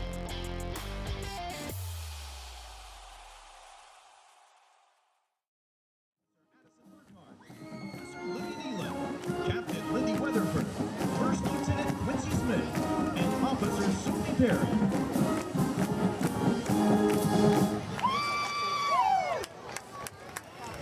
Our sponsors of the week are Sunset Oaks, Total Care Custom Mobility, Vanman Incorporated, Holly Patterson Photography, the Salon Professional Academy, and Jamie Whitley with Schilling Real Estate.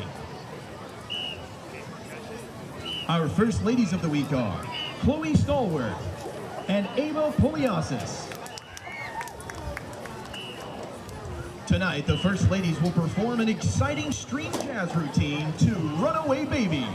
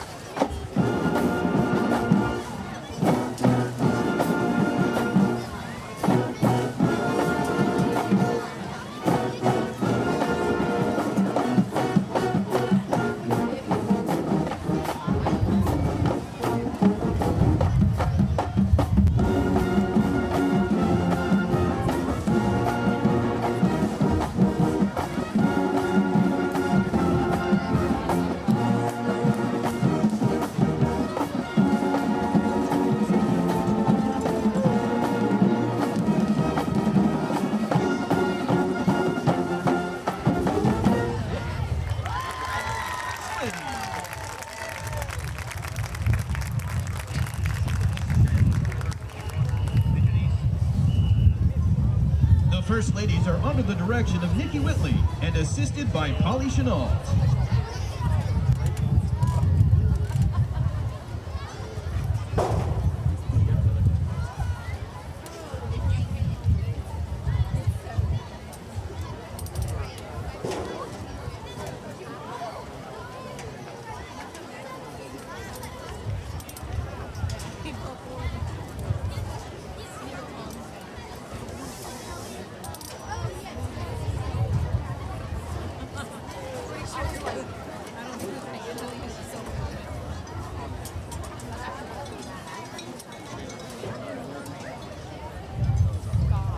Introducing now the Whitehouse High School Majorettes. Tonight, the Majorettes will perform a dance twirl routine to Butter.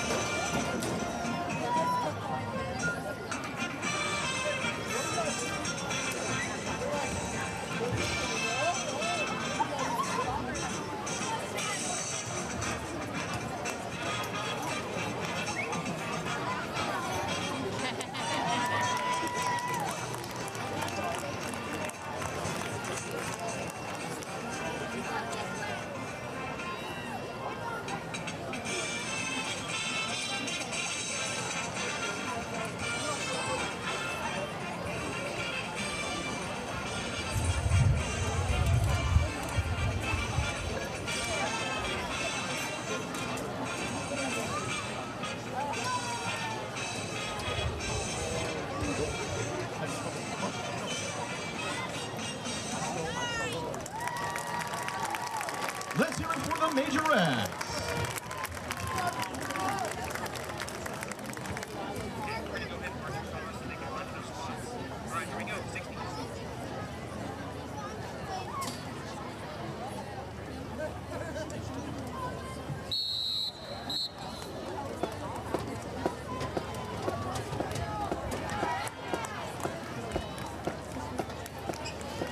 And now, under the field direction of drum majors Taylor McGee and Addison Bernardino, ladies and gentlemen, the award-winning Whitehouse High School Wildcat Band and feature twirler Avery McGraw in a performance of pride.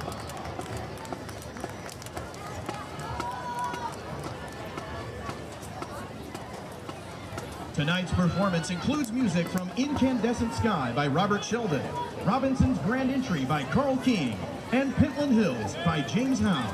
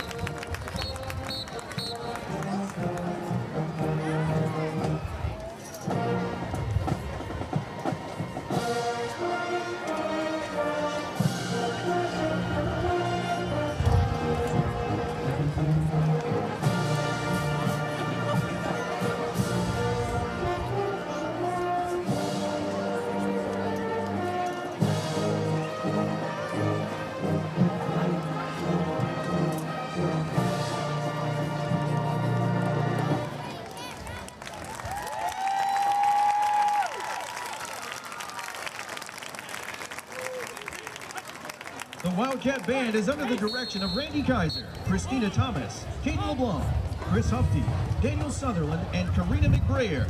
Our majorette sponsor is Mackenzie Burlingame.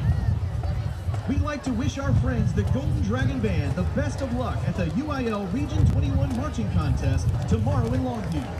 Both bands will participate, and the contest is open to the public. We invite you to come out and support your local band programs. This concludes our halftime performance. Thank you for your attention. All right, you just saw the Whitley halftime show. Wildcats looked good. I know they've got a big competition tomorrow night in Longview. They are set to go at 9:10 tomorrow night. Big competition. If they do well enough, they qualify for state. They'll be going on Tuesday, October 28th. At this time, we're going to hear a special message from Whitehouse ISD, and then we'll be back for kickoff second half. Tyler Junior College and UT Tyler.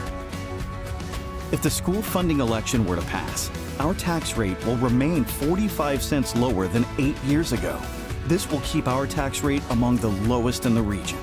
In fact, the average homeowner in Whitehouse ISD would see a $246.81 decrease in their property tax bill when compared to last year. As always, senior residents who have filed their senior citizen homestead exemption will see no increase in their tax rates now or in the future. It's important to note that many school districts in Texas have already passed a school funding election. Early voting is Monday, October 20th through Friday, October 31st. Election Day is Tuesday, November 4th. Whitehouse ISD is committed to transparency. Please contact us at 903-839-5500 if you have questions. Visit WISDschoolfunding.com to learn the facts so you may make an informed decision at the polls. The Whitehouse ISD School Funding Election, a community-driven plan that will impact every student on every campus while keeping our property tax rate 45 cents lower than 8 years ago.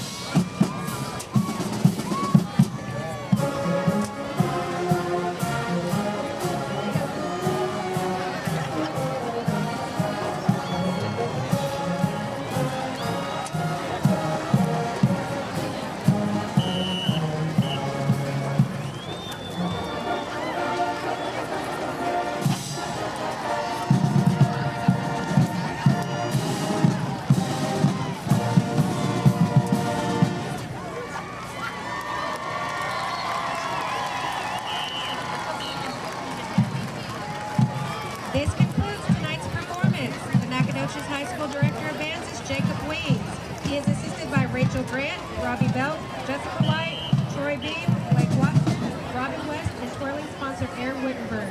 The Nacogdoches band staff and students would like to wish the Whitehouse band the best of luck at contest tomorrow in Longview. Thank you for your kind attention to our halftime.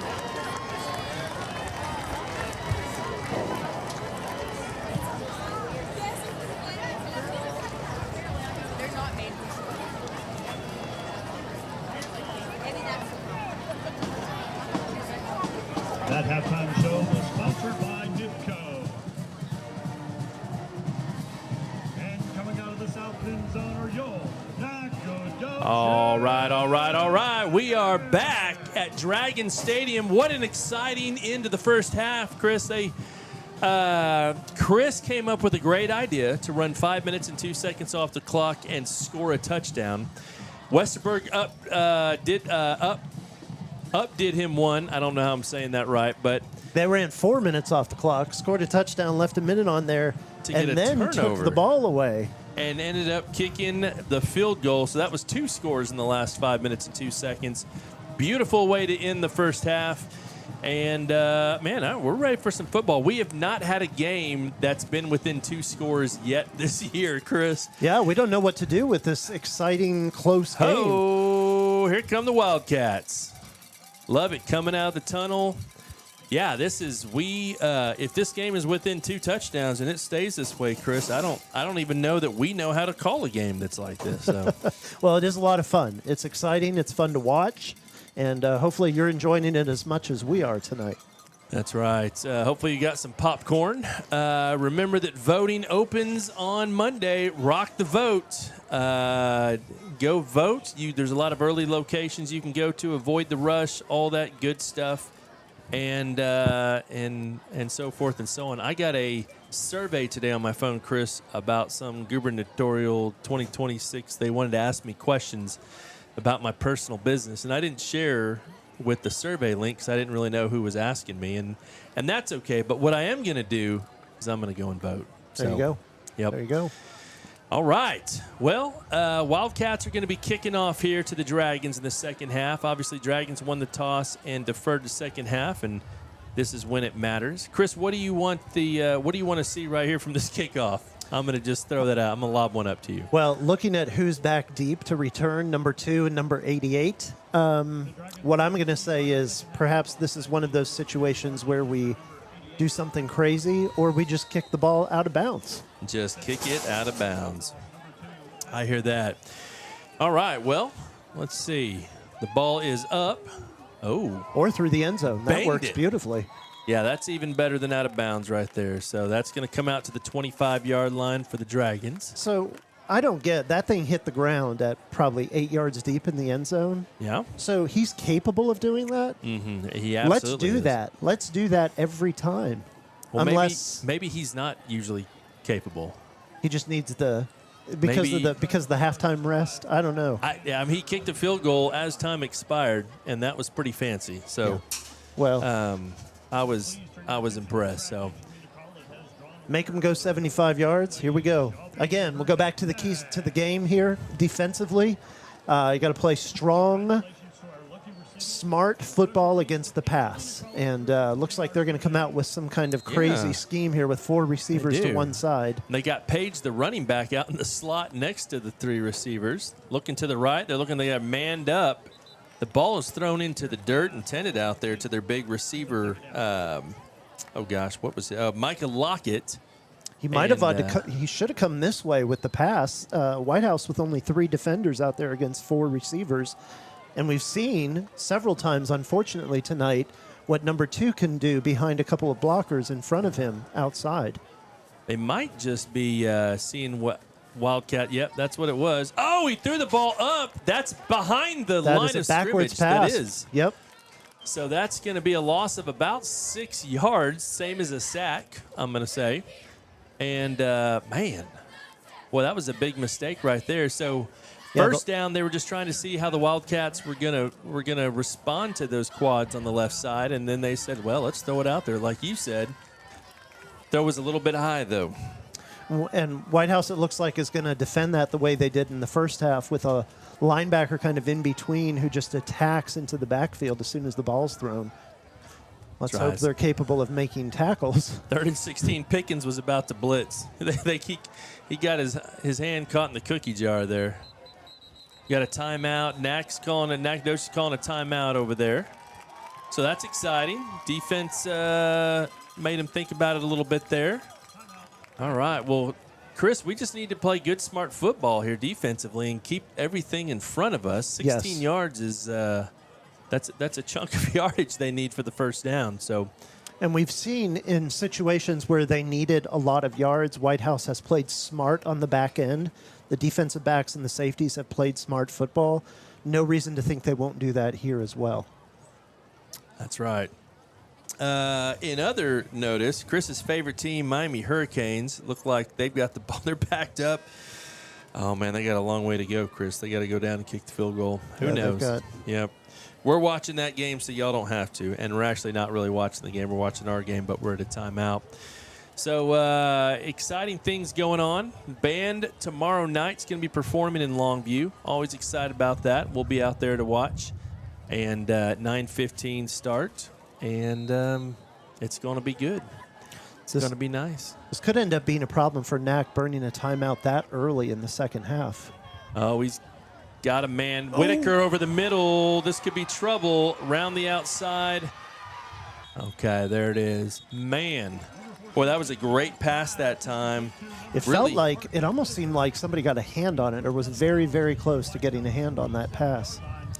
Well, I'm not sure, but I know that that was the same pass play they had earlier in the game where Garrett overthrew it. And that time he was on the money. Yeah, he was. Yeah. Whitaker is a weapon out there. He is difficult to deal with. Yeah, he reminds me a little bit of R.J. Harvey at Kansas State. Not in Denver yet. All right, the give. Fake to Page. Thrown outside. Boom. Good tackle that time by that was a lot of free Perkins. A lot of free real estate in front of him after the catch. It's a good thing it was 88 catching the ball and not 2. 2 might have found a way to get around that defender. 88 decided to go through him, but Perkins upended him there. Perkins did a great job stopping him. 2nd and short. Probably give it to Page this time. Or maybe they'll fake it and take a shot downfield. Give to Page this time. Oh, he bounces off a couple tackles, gets kind of down to the seam. Gain of about 10 on the play, enough for a Dragon first down. And we saw this the first time Nac had the ball, the first time they ran the ball up the middle, they were able to find success, and then Whitehouse tightened it up and took that away. Hopefully they can respond again like that here after that first run. All right, so here we go, first down and 10. We've got an air conditioner blowing in here. It feels like it's the middle of winter, Chris. Yeah, there is no mild medium. Oh, goodness. Pass to Whitaker over the middle, and wow. Well defended is what we'll say. We're going to say that was very well defended, and like the sides of a book just snapping shut on the wide receiver, and he's still feeling it there. Yeah, Jaden Whitaker's Bell feeling it. Jaden Bell said, "Let's put a stop to this slant pass." That's what you like to see, a linebacker that steps out and nothing illegal, nothing dirty, just a great hit to disrupt the pass, the catch attempt. So second down now, looking at that quick hook route. Man, he's struggling on that pass. They're running that little hook route, and his timing's good. He's just throwing it a little bit. He's throwing it short each time, almost like he thinks he's going 8 and stop, and receivers are running 10 or 12 and stop.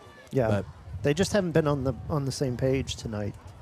Not on that route. So that brings up third down and 10. Another third down. That's Zion out there in coverage. So we've got Zion on one side, Perkins on the other. Looks like Thurman is not available tonight, or at least not on the field right now. Well, they got Zion matched up with Lockett over there. I have a feeling they'll go to him. Page going also. Look back. Whitaker's got players there. Yes, sir. There's going to be the tackle for loss. Yeah, and once again, Perkins making another great tackle. Yeah, they kind of sniffed that out. They put Lockett over on the right side with Page, faked over there and came back this way, and Wildcats were ready for it. Took too long to develop there, gave Whitehouse a chance to read it, and they were playing solid, honest defense on the backside, so nothing to exploit for Nacogdoches on that one. So that means Nacogdoches 4th down, and they're going for it. They're kind of in 4th down territory at the 29-yard line. So a huge play here. Page kind of goes in motion, gets set. Oh, the ball is a little bit high. Ooh. Receiver there, Joel Jones, had a chance to catch it. It was in his hands. He made the beautiful catch on the 2-point conversion earlier in the end zone on the jump pass, not able to come down with that one. Yeah, unfortunately for the Dragons, but very fortunately for the Wildcats. That's a turnover on downs. That is a turnover on downs. Big play. It's okay that they gave up the 3rd and 16 now because they stopped him down at the 29-yard line. Great job. So here we go. Zamaje is back out there after missing a little time in the first half. And Austin was on fire as the half in. Let's see if they go back to the run here. It's a heavy box on defense. Got about 8 in the box. Here goes Zamaje. Oh, finds the seam, gets up. He's got some room out to the 50, outrunning the defense to the 40. Great run. Gets pushed out of bounds. The ref gets pushed out of bounds. Cheerleaders falling down. What a run by Zamaje. Yeah, despite the heavy box, he was able to find a crease. Great job by the offensive line, opening up the smallest of holes for him. That's all he needed to get through the first level, and then his speed took over, and he found his way deep. Yeah, and he's deep kind into of, enemy territory. They're going to get a timeout here. Zamaje is... Yeah, okay, we're going to take a break, and we will be back in just a moment. Today's real estate market is loud. Rates are up, homes sit longer, and your cousin's advice is straight from TikTok. You don't need someone to sell you something. You need someone to walk you through it. I'm Jamie Whitley, your local expert in the calm in your real estate storm. If life's telling you it's time to make a move, I'll help you do it without making you lose your mind or your money. Let's find your next move together.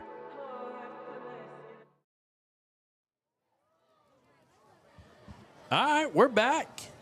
We've got some excitement going on. Started off the second half defensively with a big turnover on downs. Now we're just moving it down the field, and someone's fixing a shoe. I don't know. This second half is starting kind of like the first half started. It looks like there's another timeout, but that's okay. We'll stay right here. We heard a little bit from Jamie Whitley. Excited about the Jamie Whitley halftime show. Got someone else running across the field, and I mean, there's a lot of crazy things going on here at Dragon Stadium in Nacogdoches.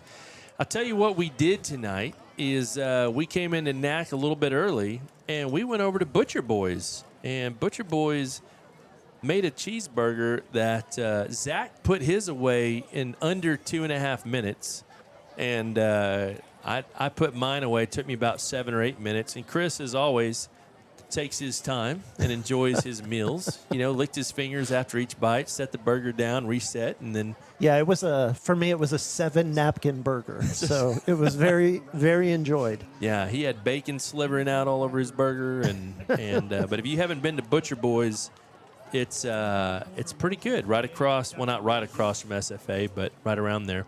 Also, it is SFA Alumni Weekend or homecoming or something, and we drove past a really big bonfire. Now, when I say really big, for those of you Ags out there, not anything like that, but it's probably maybe 20, 25 feet in height, and it was a whole lot of pallets. So that's, with all that space in between, that's going to burn like crazy. That's a lot.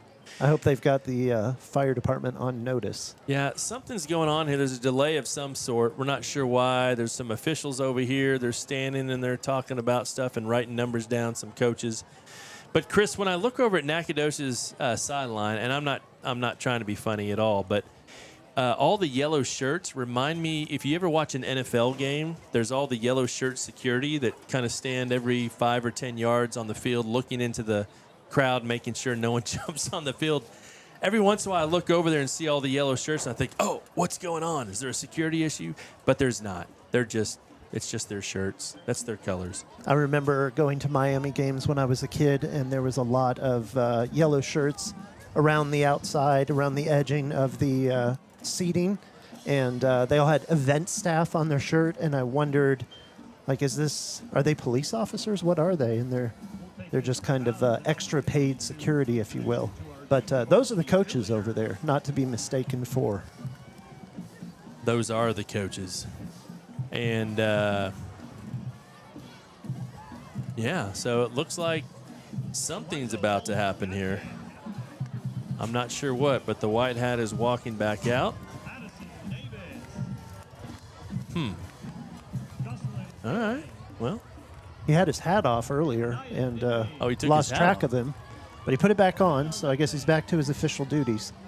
Yeah. Looks like we're going to play football again. Okay. Which is good. That was kind of in doubt there for a moment. All right, running back Jacaden Robbins out there, ready to go. Find some shifty movement through the line and picking up 7 or 8 yards, hopefully. Again, a heavy box. Give to Robbins. Gets hit immediately by 2 players. A third one. They continue pushing him, throwing him back. Whistles blowing.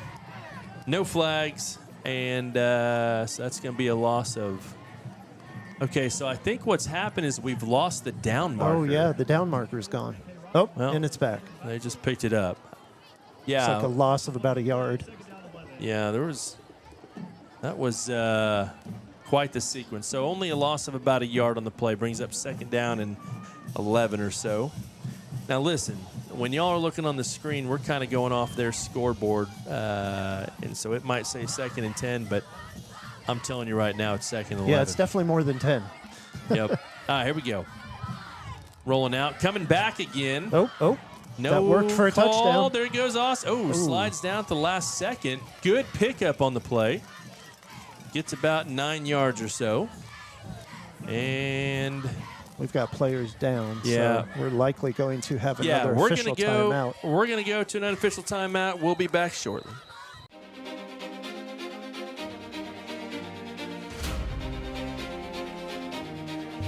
Texas, it's football season. The lights, the crowds, rivalries. Every Friday night is game day, but here at CDL Training Academy, when it comes to your future, every day is game day. Just like on the football field, success behind the wheel of a commercial motor vehicle takes discipline, that's right, focus, that's right, and safety, that's right. That's why we don't just train drivers, we train champions of the road. That's right. And here's the win and play. We're a TPST certified school. That means when you're ready, you don't have to wait for the state. You can test right here in-house. No delay of games, no flags on the field, just results. That's right. If you're ready to stop sitting on the sidelines and start moving your career forward, the season starts. All right, sorry about that, CDL Training. Go get your CDL for just $2,900. We're back, 3rd down and short. Didn't want to miss the game here.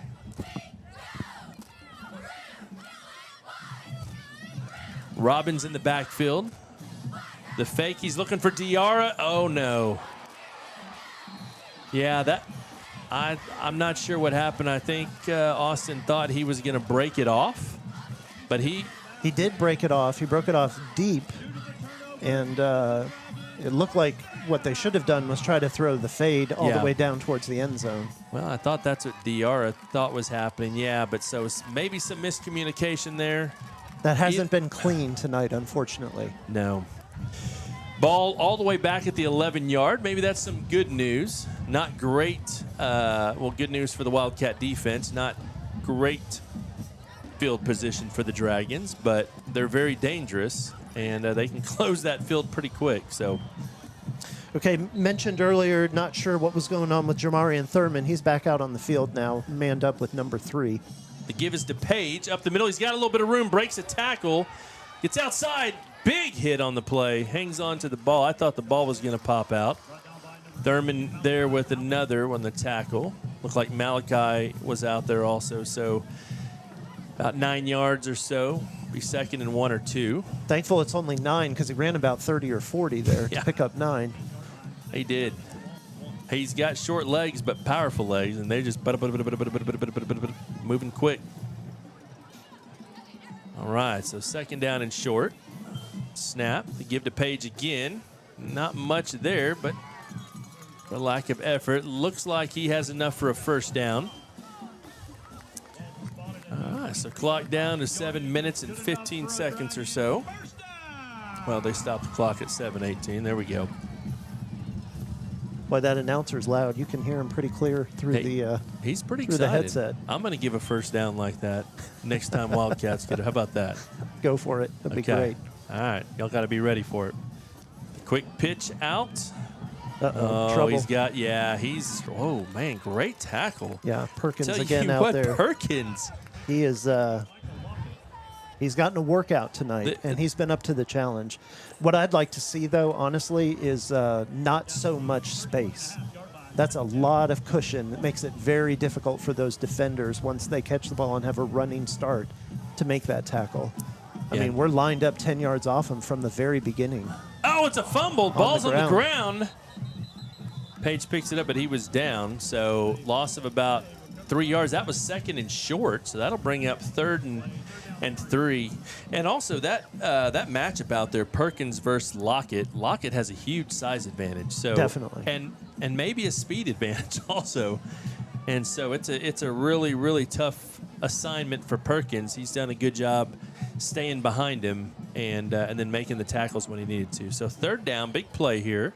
See what they do. Yep, he's going to throw it out. They love throwing that 0-yard pass. And Perkins is there. Pushes him out of bounds for no gain.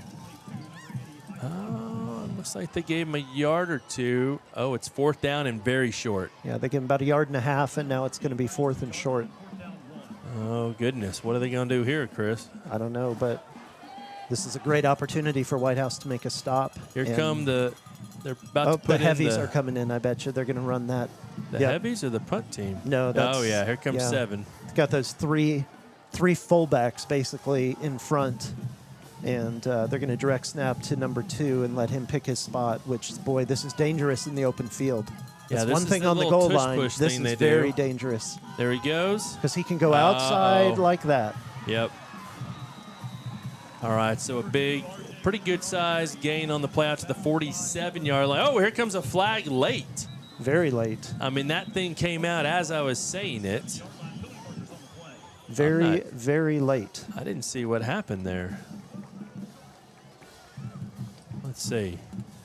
It was definitely after the play, so it'll still be a first down regardless. Well, that's going to be tacked on 15 yards.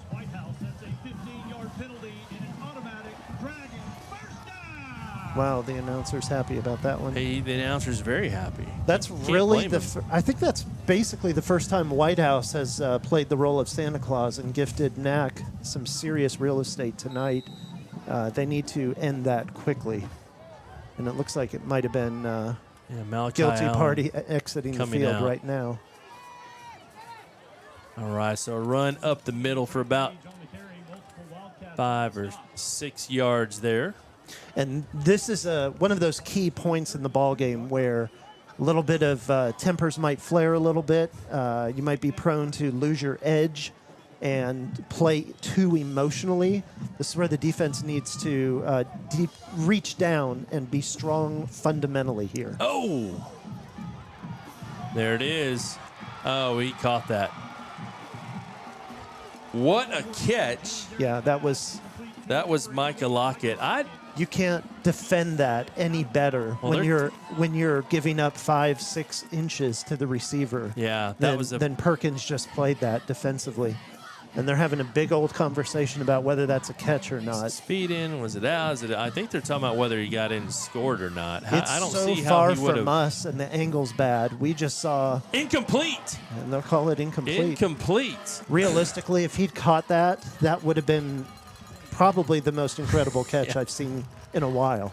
Yeah, well, I am going to do a little research on Micah Lockett. I don't know where he's going or where he's signed to. If anyone from Nacogdoches is listening right now and knows where he's going, if he's not a college player, I don't know what is. He looks like one. Yeah. He definitely looks like one that'll play on Saturdays. He's got all the skill and the talent and everything else and the size. So 3rd and short.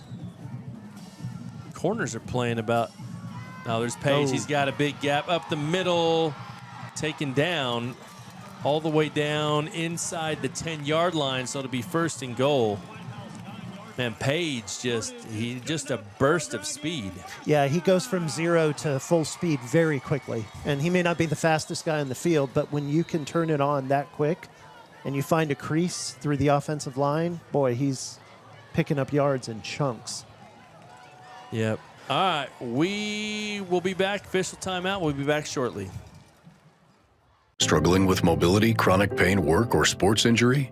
At Azalea Orthopedics, our team of highly trained physicians specialize in complete orthopedic care, pain management, sports medicine, physical medicine, and rehabilitation. If you've sustained a bone or joint injury, have mobility or movement problems, struggle with pain, contact Azalea Orthopedics. We're conveniently located across East Texas, serving 18 counties. When visiting your doctor, urgent care, or hospital, you have a choice. Demand Azalea.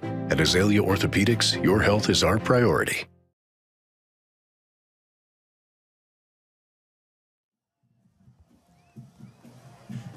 Well, it is Friday night, Dragon Stadium. Dragons have 1st down and 10. They're down by 3 right now, but threatening to score here. We've seen some crazy things going on tonight. The fake to Page. There he's going to throw it out to Lockett. Oh, nice tackle. And Lockett is so strong, drug a couple players. So big. Yeah, with his Mike size, Evans. Mike Evans. Yeah. If he gets a couple of steps and builds up some momentum, you're not going to stonewall him. He's going to pick up positive yards. Yep. All right. And what's funny is he's got little Whitaker out there blocking for him. Yeah, let's see. They're going to he give to Page this time. He's got some room. They're trying to scrum him in. The whistle's blown. Ball's at about the maybe 2-yard line there. So 3rd and goal coming up. Here come the heavies for the Dragons. And they'll go back to that familiar. This is an interesting Wildcat formation that they're in. The deepest guy in the backfield is number 2, Whitaker, the speedster, who's going to take the shotgun snap. And he's got 3 big tight end types in front of him, lead blocking, with 2 tight ends also on the line. So that's a lot of mass. They go into motion. So they're here. Oh, they didn't that time. Going to the right. R.J. Whitaker's in for the touchdown for the Dragons that time. Yeah, they didn't go into motion that time. They just snapped it and went. Yeah, they kind of went off the tackle on the right-hand side, all 3 of those tight end lead blockers, and there really wasn't any resistance. Right. Looks like we're having some issues with our stream. It's not our fault. Got some Wi-Fi issues going on. Kick is up, and it is good. So we are going to go to a commercial, and we'll be back shortly.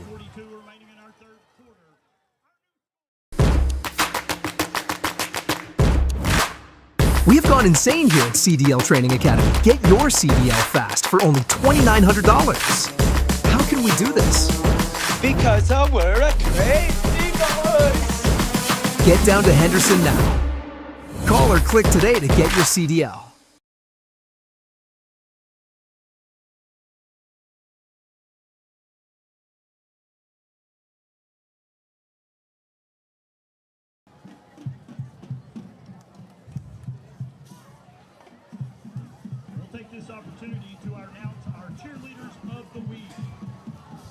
Nacogdoches able to manufacture some momentum there and take the lead. And with 3:42 left in the 3rd quarter, Whitehouse now offensively going to look to take a deep breath. A little frenetic right there, a little emotional up and down. Offensively, they need to take a deep breath. Okay, everything's good. We've got the ball. We're out at the 36-yard line. Let's go and run our offense. And again, the keys to the game for them on offense, we need to not do stupid things, no penalties, and we need to gain yards on every play.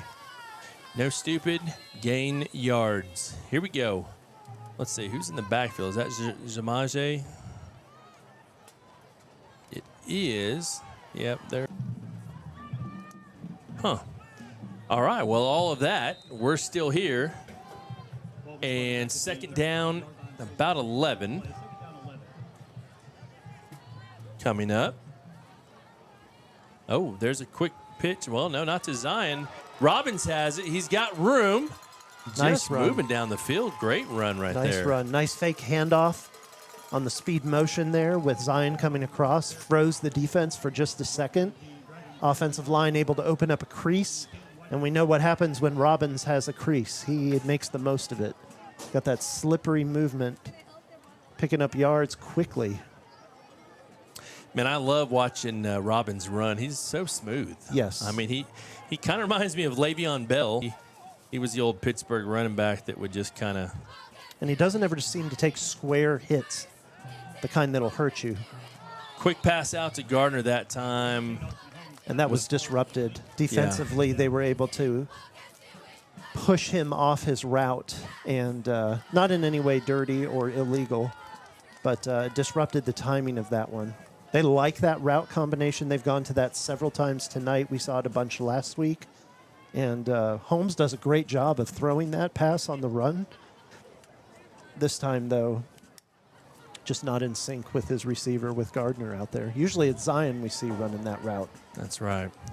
Again, we're working on our signal right now, assuming you could hear us. Robbins takes it again.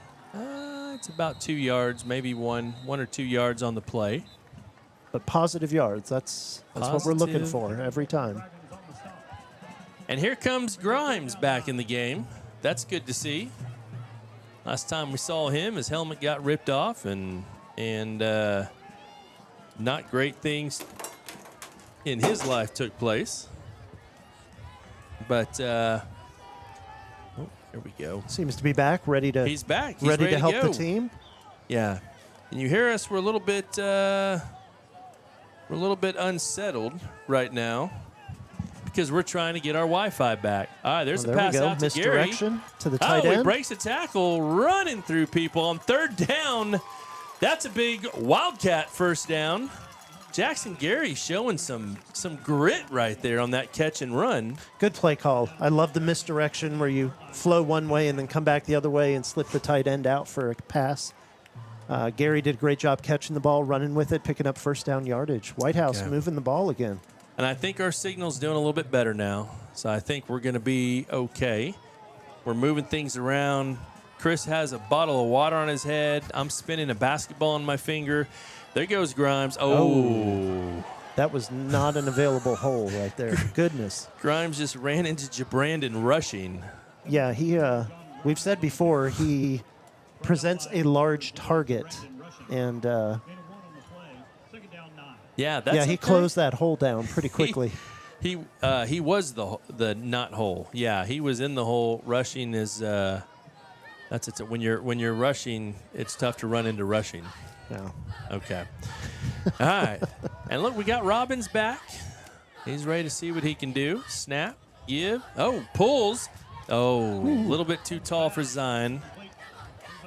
And again, there's a lot of traffic in the lane right there.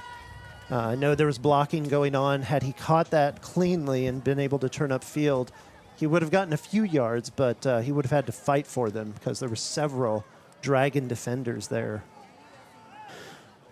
Whitehouse, it looks like Nac has figured out how to cover the plays that they really like to run, that they've had success with earlier in the game. So Whitehouse now, going to have to shift it up here. Going to have to zag when they expect you to zig in order to be successful and pick up 9 yards here. 40-second clock never started. 30 seconds left. They're actually in field goal range. Oh, man. Maybe not after that. Well, at the 30. That was the range that Park was kicking from pregame. Just tried the clean handoff straight forward, and it looked like Nac was bringing a blitz, anticipating a pass. and that blitz came through and knocked down the runner. That's right. All right, timeout on the field. Give us just a moment, and we'll be back shortly. Today's real estate market is loud. Rates are up, homes sit longer, and your cousin's advice is straight from TikTok. You don't need someone to sell you something. You need someone to walk you through it. I'm Jamie Whitley, your local expert in the calm in your real estate storm. If life's telling you it's time to make a move, I'll help you do it without making you lose your mind or your money. Let's find your next move together.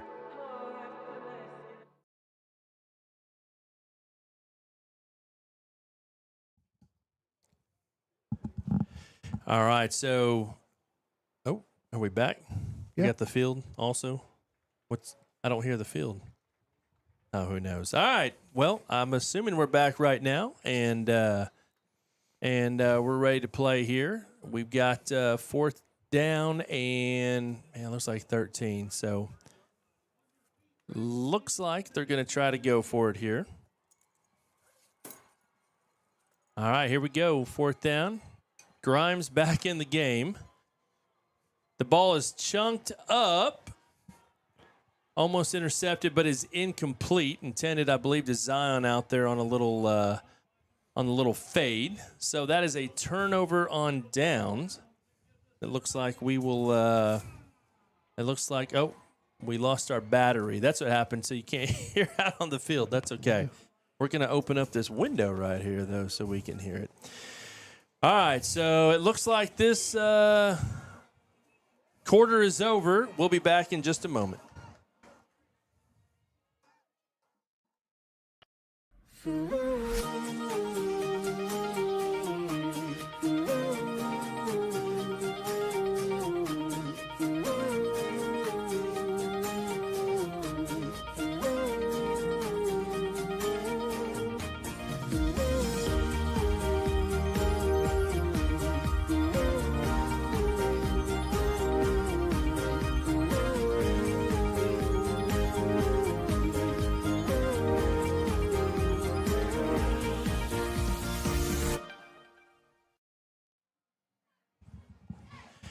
All right, we are back, and this third quarter has been the quarter of technical difficulties, but we are surviving. Our field mic battery died, and so we've got a new field mic now, and we're just going to keep that right over here. Got to be able to hear the sounds of the gridiron. All right. Chris, how are you doing, buddy? Well, when this stuff falls apart here, it's kind of unnerving a bit because I am in charge of the sound. So. Oh, no, we're on this together. Uh-oh. There goes Paige. Man, he's taking a little bit of a run there, pounding it right up the middle for the first down for Nacogdoches. And this is where Nac feels like, okay, we've got the lead. We just forced a turnover on downs. Now we're going to run it straight at them and make them like it. And Whitehouse defensively is going to have to step up here and make a stand. Otherwise, this game could get away a little bit. Yes, sir. All right, well, let's see. Kind of taking their time. We got all the windows opened up now. We're ready to rock and roll. All right, so there's the handoff. Again to Page. Another big gap, a big hit that time. That was Malachi Allen. Only Malachi Allen would make a hit like that. Yeah, unfortunately, though, it's 13 yards down the field and another first down. Yeah, that was a great play. I was kind of hoping it would knock that ball out, but it didn't. So here we are. Another first down.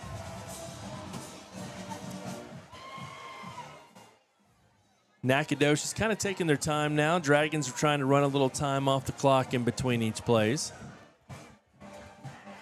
All right, passes out to Whitaker is high. Oh, goodness. There's a flag. I think that's going to be blocking in the back over here. Number 3, Kenyon Page was doing a great job blocking, but was blocking him in the back. Let's see what the call is. And when you're playing defensively, aggressively like that and going after the guy, you're going to draw those kind of penalties because it forces the offensive player who's trying to get a block to help his teammate to have to hit you in the back or hold up and not block you and let you hit his teammate. So I don't know why there's a lot of conversation here. Yeah, we're talking about it. And they pulled the guy from the other side of the field who I'm thinking does not have any kind of vision on that. Saying incomplete. Or maybe they're wiping off a penalty, saying there is no penalty. Okay, wiping it off. Let's see what he says here. It was holding, as a matter of fact. Not a block on the back, so great play that time. That was number 5, Aiden Wright, getting all up in everybody's business, kind of forcing that to happen right there. So that's going to bring him to, we'll have first down over again, 1st and 20 this time. Page is like a little running back. The Dragons like, come on, give me the ball, coach. I'll get the 20 yards. The give isn't to Page. It's thrown out to Lockett on the outside, going several yards after hit. Taken down, maybe even pulled to the ground out of bounds. Fortunate there was no flags over there that time for the Wildcats. Yeah, you're able to see again he is big, and if he gets some momentum, he is difficult to bring down. That's right. Okay, so 2nd down and about 14. Okay, the snap is back. Get to Page right there. Hit in the front. Drags for another 3 or 4 yards. He's going to get out to about not even quite to the 40. So it's going to bring up 3rd down and 10. Penalty disrupting what the Dragons are trying to do. And now the Wildcats have an opportunity here to stop the Dragons. We'll see what happens. Be a good time to see the first sack of the night, Chris. Well, actually, I think that strip sack would be considered a sack earlier. Oh, for sure. All right. Garrett fakes the snap, tries to get him to jump. They don't. They check their wristbands, and they're ready to go. Back. He's going deep down the road. Miscommunication that time.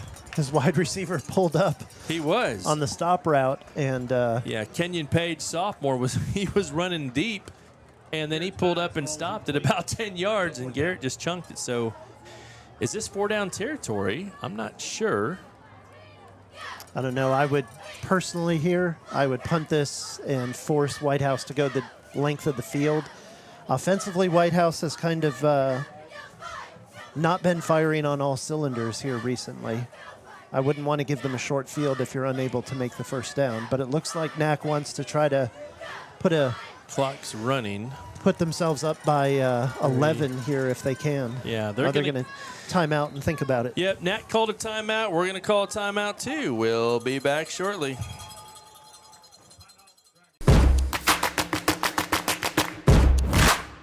We have gone insane here at CDL Training Academy. Get your CDL fast for only $2,900. How can we do this? Because we're a crazy boys. Get down to Henderson now. Call or click today to get your CDL.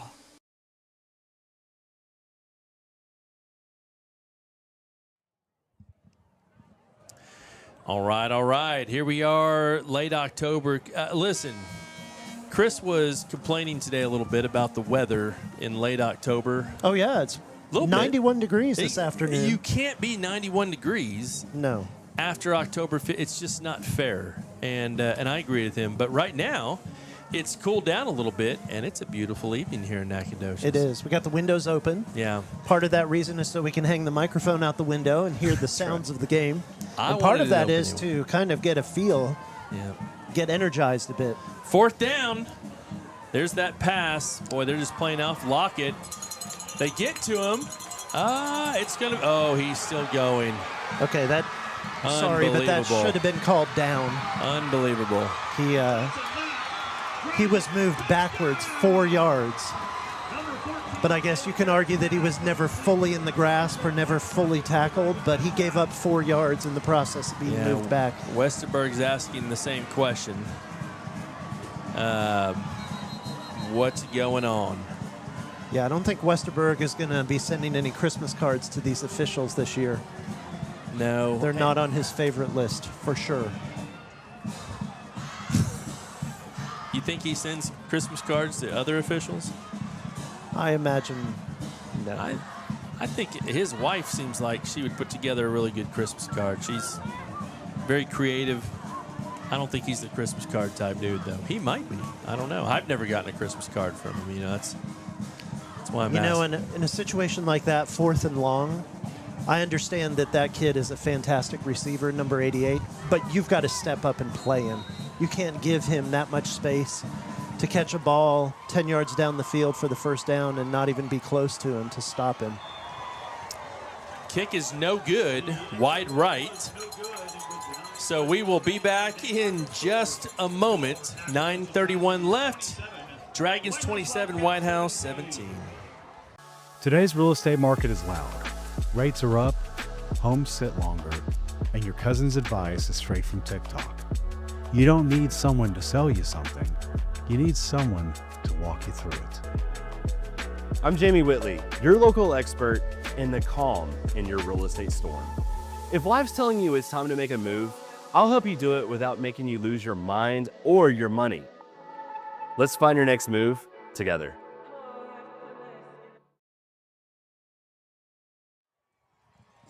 All right, we are back. And as we're discussing Micah Lockett, who is certainly a phenom, he apparently just broke the all-time Nacogdoches touchdown record. And Nacogdoches has been around since like the 1700s. So, and I said, yeah, congratulations for a heck of an assist by the officials on that touchdown. They did, but listen, the kid's an absolute beast. Looks like Des Bryant, you know, and CeeDee Lamb, whoever you want to think. He looks every bit of a D1 athlete.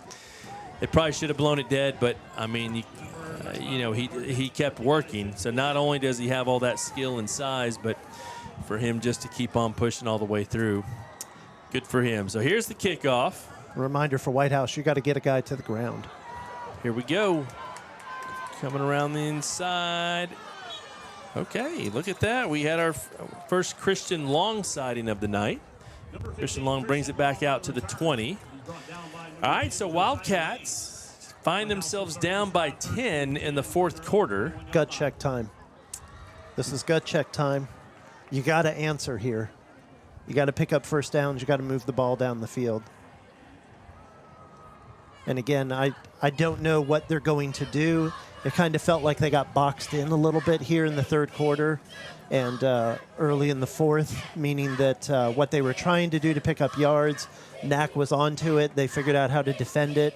Whitehouse hasn't adjusted and made their next move in the chess matchup.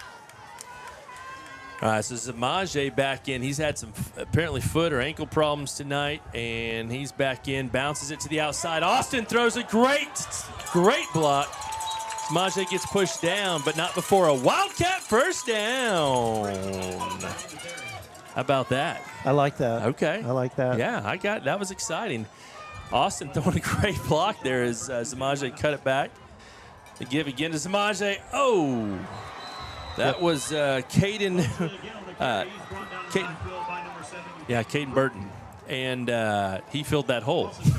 Yeah, that's a big boy right there. That's a big boy, and you saw him and his skill with the interception earlier, and kind of getting into the backfield and putting a stop to that hurry-up offense right there. So second down and 12 or 13. Let's see who's the running back in this time. Looks like we got John Grimes back in. Oh, bobbled snap.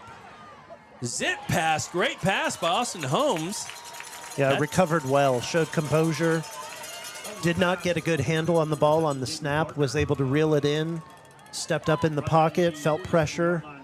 And found his receiver. Yeah, Jaden Gardner. A great catch by him. Yeah, good job settling down in the open space in the zone defense there. Yeah. Receivers have really done a good job catching the ball tonight across the board, Chris. I mean, if Austin's put it anywhere near them, they've done a great job. So the fake to Grimes. He's throwing it out. He got his tight end, Jackson Gary, rumbling and stumbling. That's twice now. A couple of big plays. Very key contributions by Gary catching the ball. I love using the tight end. That's a big preference of mine. It's easy to utilize the tight end when you have an effective run game and when you're making the other team think that you're running the ball and then looking like you're going to block with the tight end and sliding them out open can usually get them some open looks. You know who else loves using the tight end? Not Miami, unfortunately. Jackson Gary. There goes Pickens this time. Oh, goodness. Yeah, when Pickens is in, they're keying him pretty good.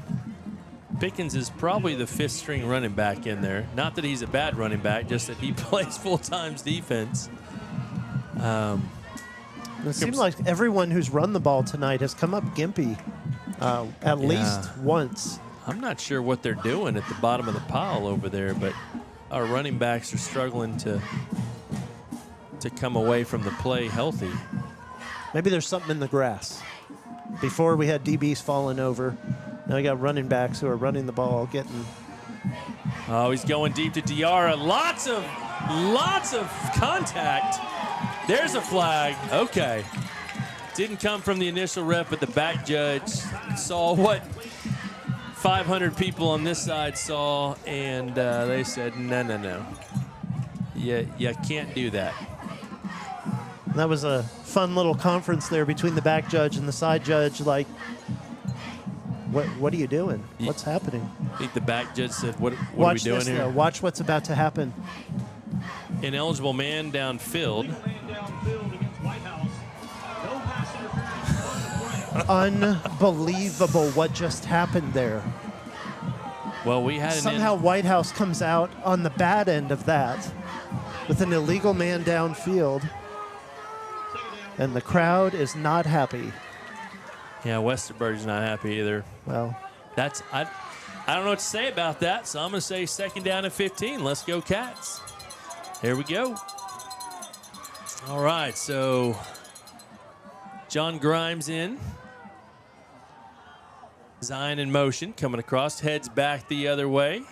Looking for him in the flat. He's covered. Austin breaks free. He's got some yardage. Oh, a big hit that time. Hate to tell you, but this one's coming back too. We have a flag down? Yeah, we do. I think the receiver on the far side there left just a tad bit early.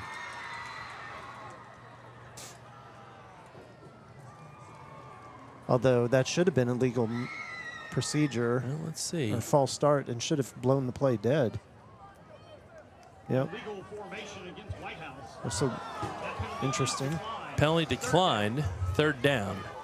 So they said you can have those 5 yards. We don't think you can get 10 here. All right. It feels as though at this point, a critical juncture in the game, the officials have come to be part of it as well. That's not what you want to see. Can't give them the opportunity to be part of the game like this. All right, here we go. We've got Grimes in, 3rd down and 10. Big play here. See if they can get at least 5 or 6 yards. It's good pass protection. He's looking for Zion downfield. Ball is almost interception. Great play that time by Jaden Ard, number 1 for the Dragons. Yeah, he had it was a good route being run by Zion across the defense, and the ball hung up a little bit and was a little bit behind him. If he'd led him where he was going, a chance to catch that ball and maybe get into the end zone. All right, so a big play here. 4th down. Good pass protection on that last play. But I think Nac had dropped a lot of their players back into coverage. So here we go. Trips right tight. Jackson Gary stays home. Lots of pressure for Austin. He looks. Throwing over the top. Oh, he had Zion. Open. Zion makes the catch. Wow, how did he get there to it? Zion was open. Austin, I think Zion had stopped and hooked up. Austin thought he continued running, so he threw it out and led him. Zion made a great play, yes. Just individual effort to get to that ball and say, I'm going to catch this ball. All right, there's the give to Zamaje. Zamaje breaks it, is pushing inside the 3 this time. Well, right down to about the 3-yard line. That'll bring up 2nd down and goal. Wildcats aren't quitting, Chris. Nope. They're playing some ball out here. Love to see it. Boy, that was a huge 4th down play. I still can't believe Zion caught that ball. He dove. That was just individual effort and a refusal to let that ball hit the ground. Yeah, he went horizontal on that play, just getting out there and catching it. Great play. Let's see if they go to Diarra over here. Yep, passes to Diarra, up, puts his hands up and catches the ball. Touchdown! That's your Rockmore Hardware Wildcat touchdown. And Chris, that's what we love to see is Diarra getting open out there. Man, waited till the last second, put his hands up, went up and got the ball. Wow. It's crazy because we've seen such up and down with Diarra where he's looked like he lost confidence. That was like a Division I type of play right there. He utilized the space perfectly, got all the way to the corner of the end zone. Ball is up and good. A rough snap. Austin Holmes gets it down. Beautiful. Yeah, you're right. And you could see it was man coverage, and I was thinking they might go to him, and they did. And what a play by Diarra. What a pass by Austin Holmes. I love the decisiveness and the catch. That's wonderful. right. Let's hear from Rockmore. And what a sponsor in Rockmore Hardware.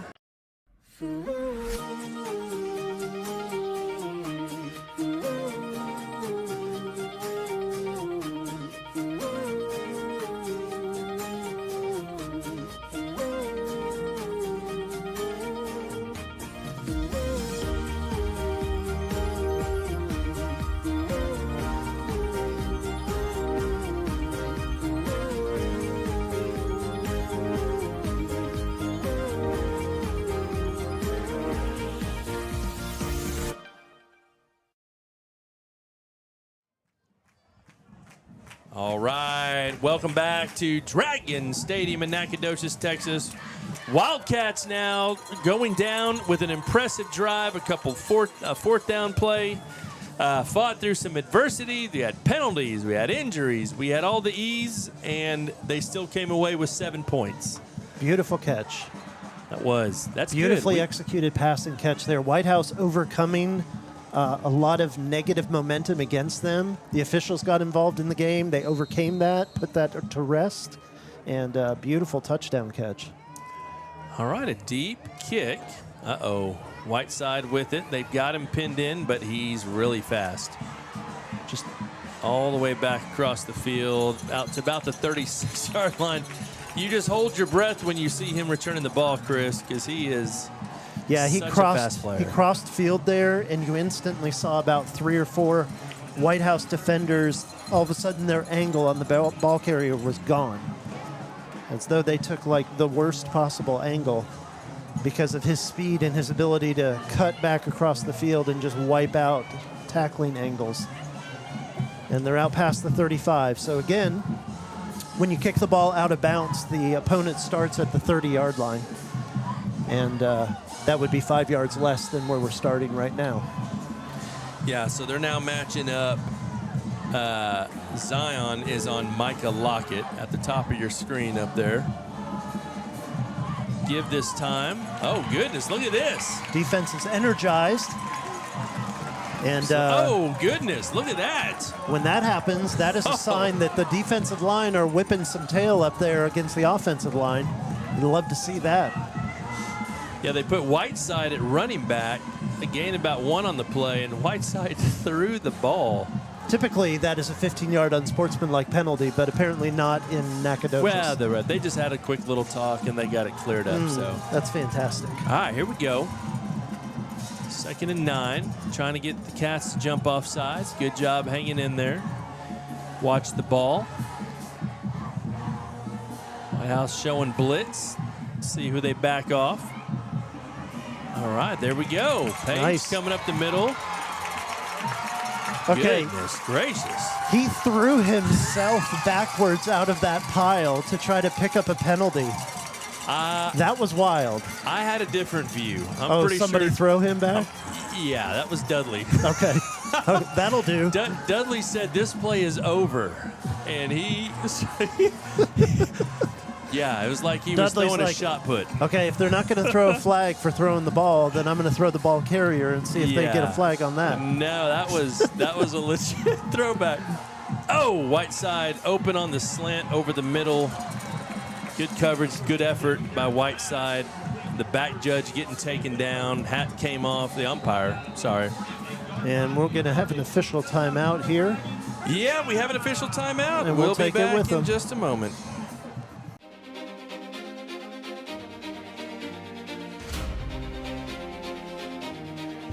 Texas, it's football season. The lights, the crowds, rivalries. Every Friday night is game day, but here at CDL Training Academy, when it comes to your future, every day is game day. Just like on the football field, success behind the wheel of a commercial motor vehicle takes discipline, that's right, focus, that's right, and safety, that's right. That's why we don't just train drivers, we train champions of the road. That's right. And here's the win and play.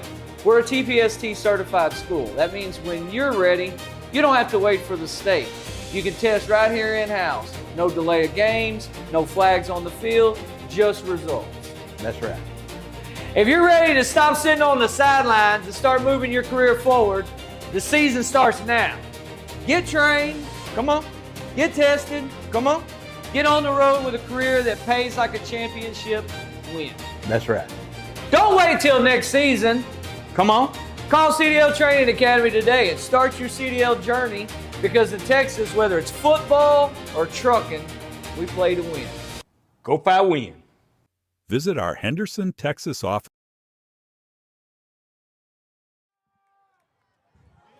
All right, we are back. First down and 10. Oh, offsides, free play here. They're going to chunk it up to lock it, and they're going to call interference.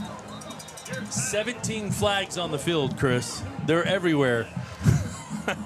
That was a very poorly thrown ball, and that, okay, I sound like I'm on the officials right now, but that was bailing out a bad pass with that pass interference call. Well, if you're calling that, we really needed to see one earlier down the field on this end. But, yeah, so with only 3:19 left, it's going to be probably a 15-yard penalty here. It's going to give them the ball 1st and 10. Wildcat defense needs to come up. Wildcats still have 3 timeouts left. Pressure is on to get a stop here, though, because the clock is their enemy. Oh, holding. Look at this. There was 17 flags, Chris. So offsetting penalties. Yeah, we didn't see the one in the backfield. We missed the holding. Well, I saw 6 in the backfield, and half of them were for offsides. One, I guess it was holding, and it was. There were legitimately 3 penalties on that play. There was. there might have been 6 on the play. They just stopped calling them because they were like, it's all offsetting no matter what anyway. So. Yeah. All right. So again, 3:19. So it should be 1st and 10 still. Let's see, there's the snap to give to Page. Stopped at the line of scrimmage. Big time stop that time by Pickens, and they're going to throw the flag. Oh, that's so weak. Wow. That's reactionary because of the last one, but that's weak. Okay. All right, so there's the 15-yard penalty. Pickens made a great play getting up in there and kind of stopping him. The crowd's not happy, as you can imagine. The cheerleaders aren't happy. I mean, they're throwing pom-poms.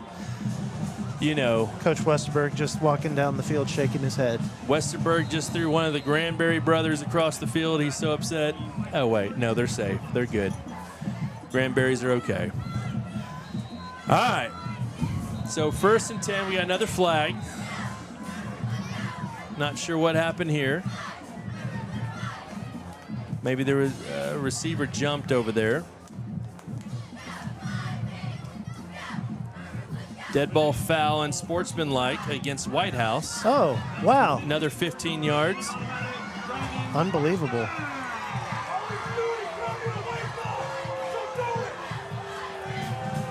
Whitehouse crowd understandably getting a little testy here. Yeah, this is definitely unfortunate how this thing is unfolding here. So 30 yards on the last one play with 2 penalties. Got to keep our composure out there. Still 2:52. The clock is running somehow. Yeah, don't know why the last play was not a running clock play before the penalties. All right, so the play was down about to the 15. So it looks like about a 5-yard gain. Timeout by Whitehouse here. So we're going to stay right here. Timeout, Whitehouse.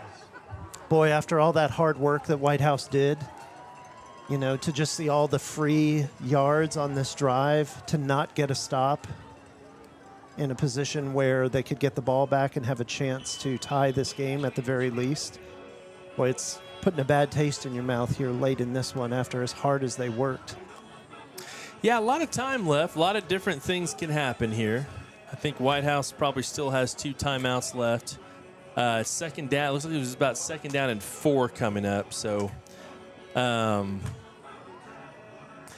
yeah, and I'm just trying to think and play through the time in my head. If Nacogdoches gets another first down, that's gonna take it close down to the end of the game.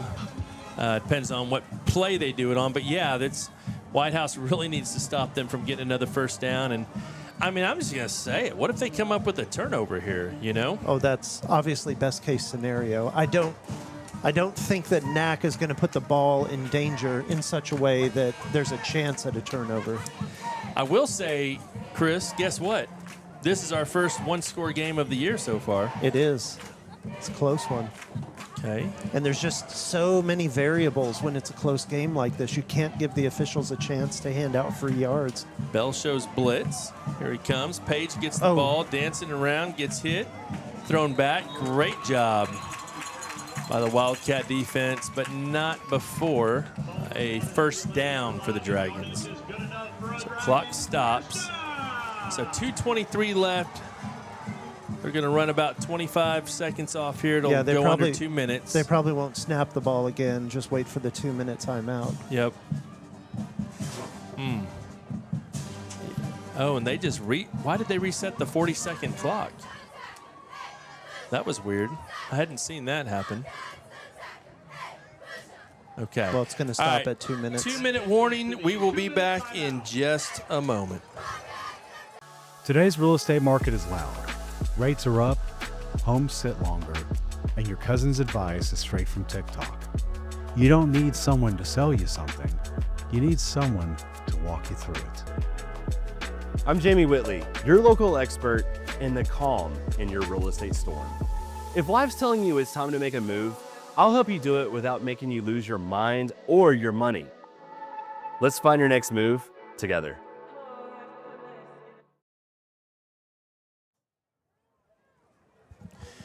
All right, it's been real. It's been fun. We've had good burgers.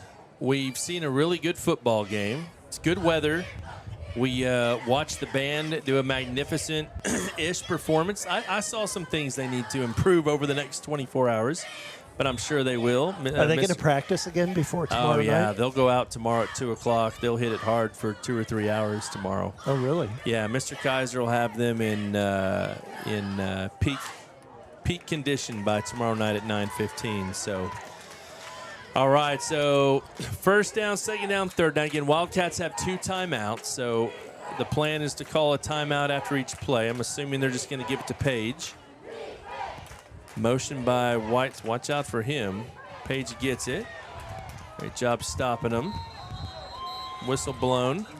Stopped at the 10-yard line. Timeout, I'm guessing. Oh, we waited couple seconds, but we got the timeout. All right, so 1:50 left. Play took 10 seconds. Interesting there. The officials really blew the whistle quickly on the forward momentum stopped because he was still churning, and he ended up coming out of that pile. I know the whistle had already blown, but to say there hasn't been necessarily consistency on that end tonight in terms of when to blow the whistle. I think at this point they're trying to avoid any kind of emotional spillover that could create a problem for one of these teams. A melee? Yes. A melee. We don't want a melee at the end of the game. It's getting a little heated out there. It's getting a little heated in the stands, you know. But hopefully all will come away without... at the end of the game. This reminds me, I'm having a flashback, which I'm not going to share. Oh, that was Hallsville. Never mind. I was thinking of a game that after the game they were shaking hands and things got a little risque down on the field. Yeah, you don't want to see that. No. We don't Nope, need not at all. a Brian Branch moment after the game, for sure. Brian Branch. Did you see that the other night? I did not. Oh, I did see it. Okay, here we go. Oh, they're going to throw it. Lockett gets it. Oh, Perkins. Who's that on the bottom holding on? That's Perkins. Yeah, it is. Perkins makes a game-saving tackle on Lockett himself. Great play. He just grabbed onto those legs and said, I'm holding on. That's a gain of 1 yard. That was Lockett's shortest play of the night. So another timeout.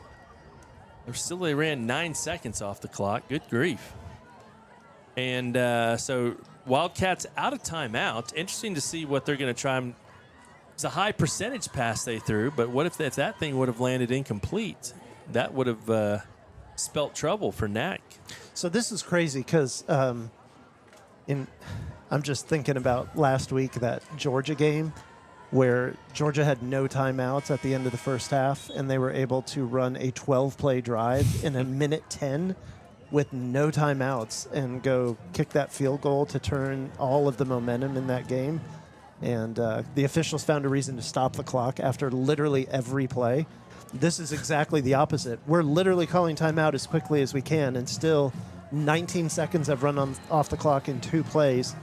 We've been better off having those SEC officials just stopping the clock every time for us. Look at this formation. Quads to the right. Try to get us to jump, trying to get them to jump. Last time in this formation, they went to the other side to 88. Yeah. Well, and then they came back. So I feel like they're going to throw it to Whiteside down here on the bottom. Snaps back. Pass to Whiteside is there. Oh, he makes a move. Banging it. They're going to stop him short of the first down. The clock is running. 40 seconds have not started yet. Injury on the field. Well, not an injury. Dinged up. They stopped the clock, but they didn't stop the regular clock. Jaden Bell out there has laid it on the line today. Okay. And, yeah. He has. This is interesting. They've knocked about 14 seconds off the clock before they didn't stop the clock when the ref blew the whistle. Let's see if they reset it back. Well, I'm sure Coach will have a few words for him. Jaden Bell getting up and getting off the... Yeah, Jaden Bell's leaving it all out there. So let's see what they decide to do. I'm not sure what the... They're calling NAC back out. They're not coming back out. So 4th down coming up. Lots going on here. We're just watching.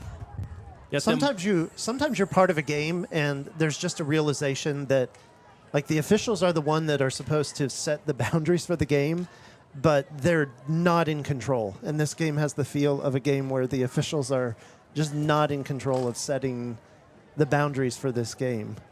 Coach Wade out there telling his team, let's go.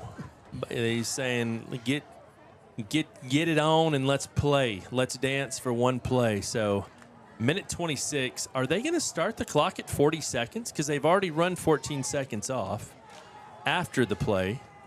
Well, I appreciate your attention to the details like this. Okay, yeah, they're going to run another 40 off. Free 14 seconds right there. Wow, it was really about 11 after the play was over. But I'm a little bit surprised by that. Really? Well, we watched this whole game. You're really surprised by that? I'm not trying to come after the refs. I just that was a big deal. He blew it dead with a minute 36 left, and it ran down to a minute 24. I think. But they're going to run the clock down here.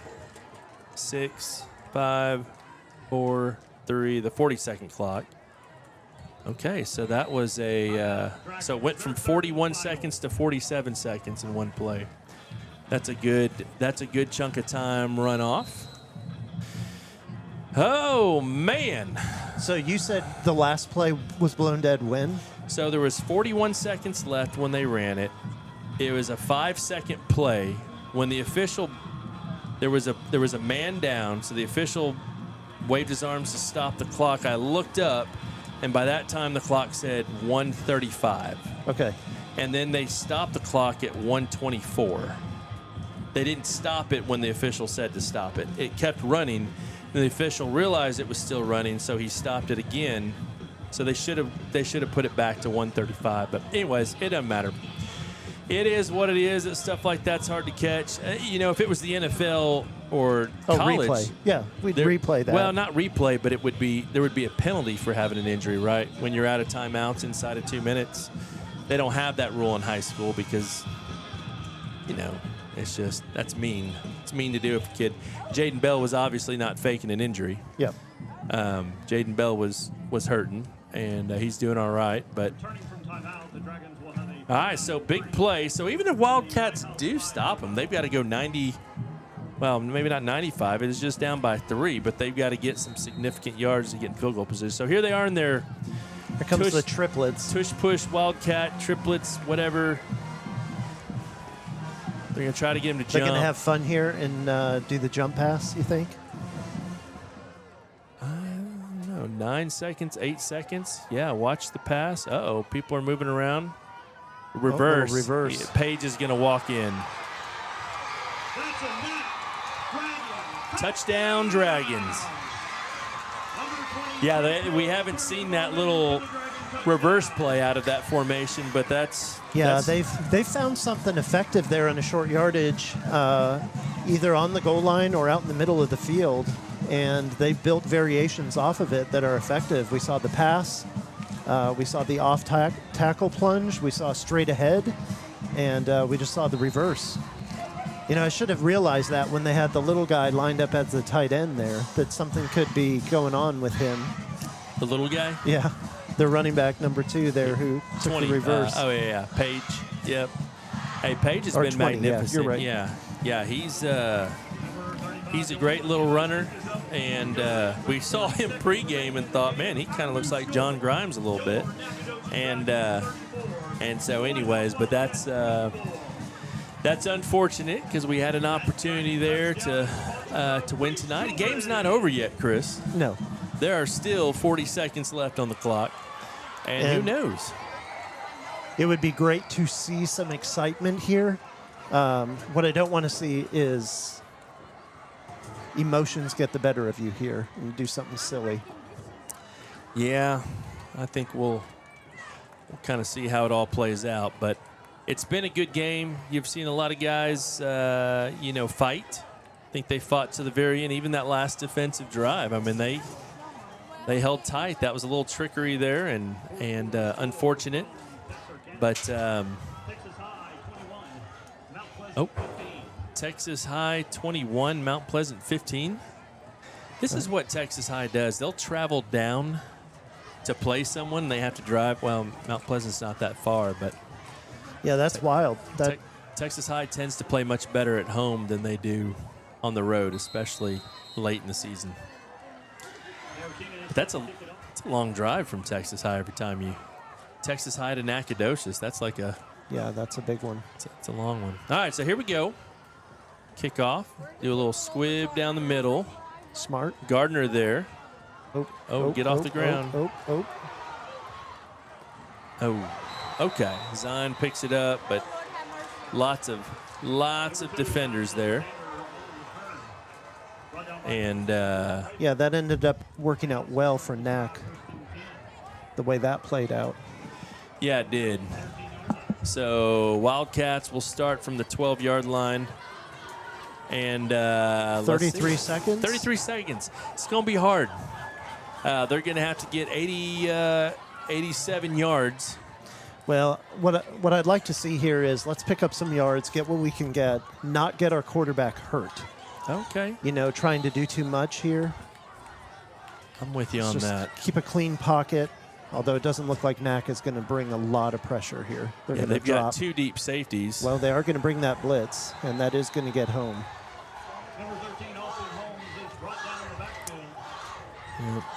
Austin sacked. The clock continues to run.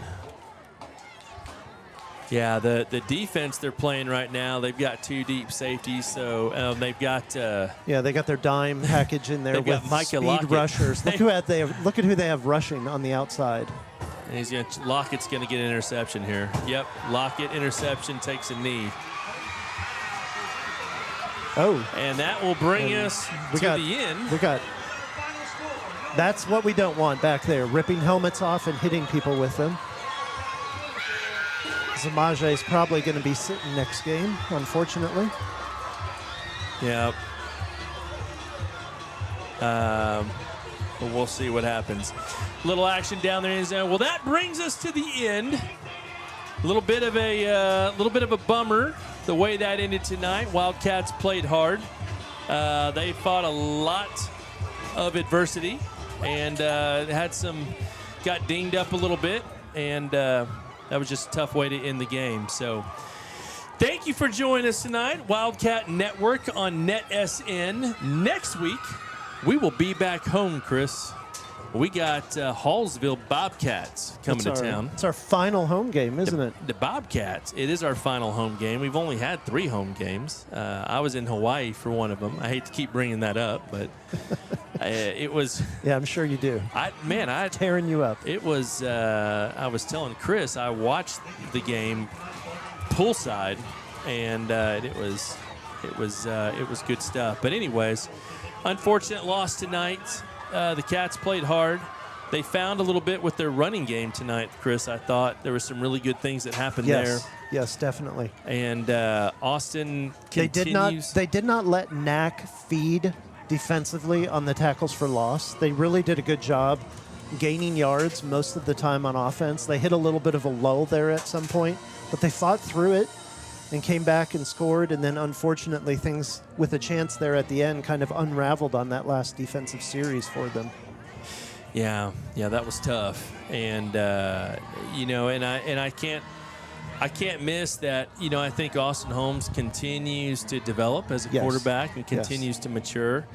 You saw him take some really big shots tonight and jump up immediately. You saw him make some really good passes, and so, anyways, it's just good to kind of see the team kind of growing up. We had some young players, a lot of good plays too. So I think we're going to go down and we're going to watch them do the fight song here. And, oh, look at this. The NAC players, they're about to dump the bucket on their coach. Micah Lockett over there. They've got a lot to be excited about. 6-1 now, 7-1. They're 6-1, 3-0 in district. So they've got Texas High, Mount Pleasant, and they haven't had their bye yet. And then they'll play Marshall. So that's a tough way to end out district. But we'll kind of see. All right. Well, we appreciate all of you. We apologize that we had a little bit of a connection fit there in the second quarter, but it's been real and it's been fun, and it's been real fun. So for Josh Jarrett, Chris Brody, Zach, and Ron tonight, we thank you all for coming, and we will see you next week back at Wildcat Stadium.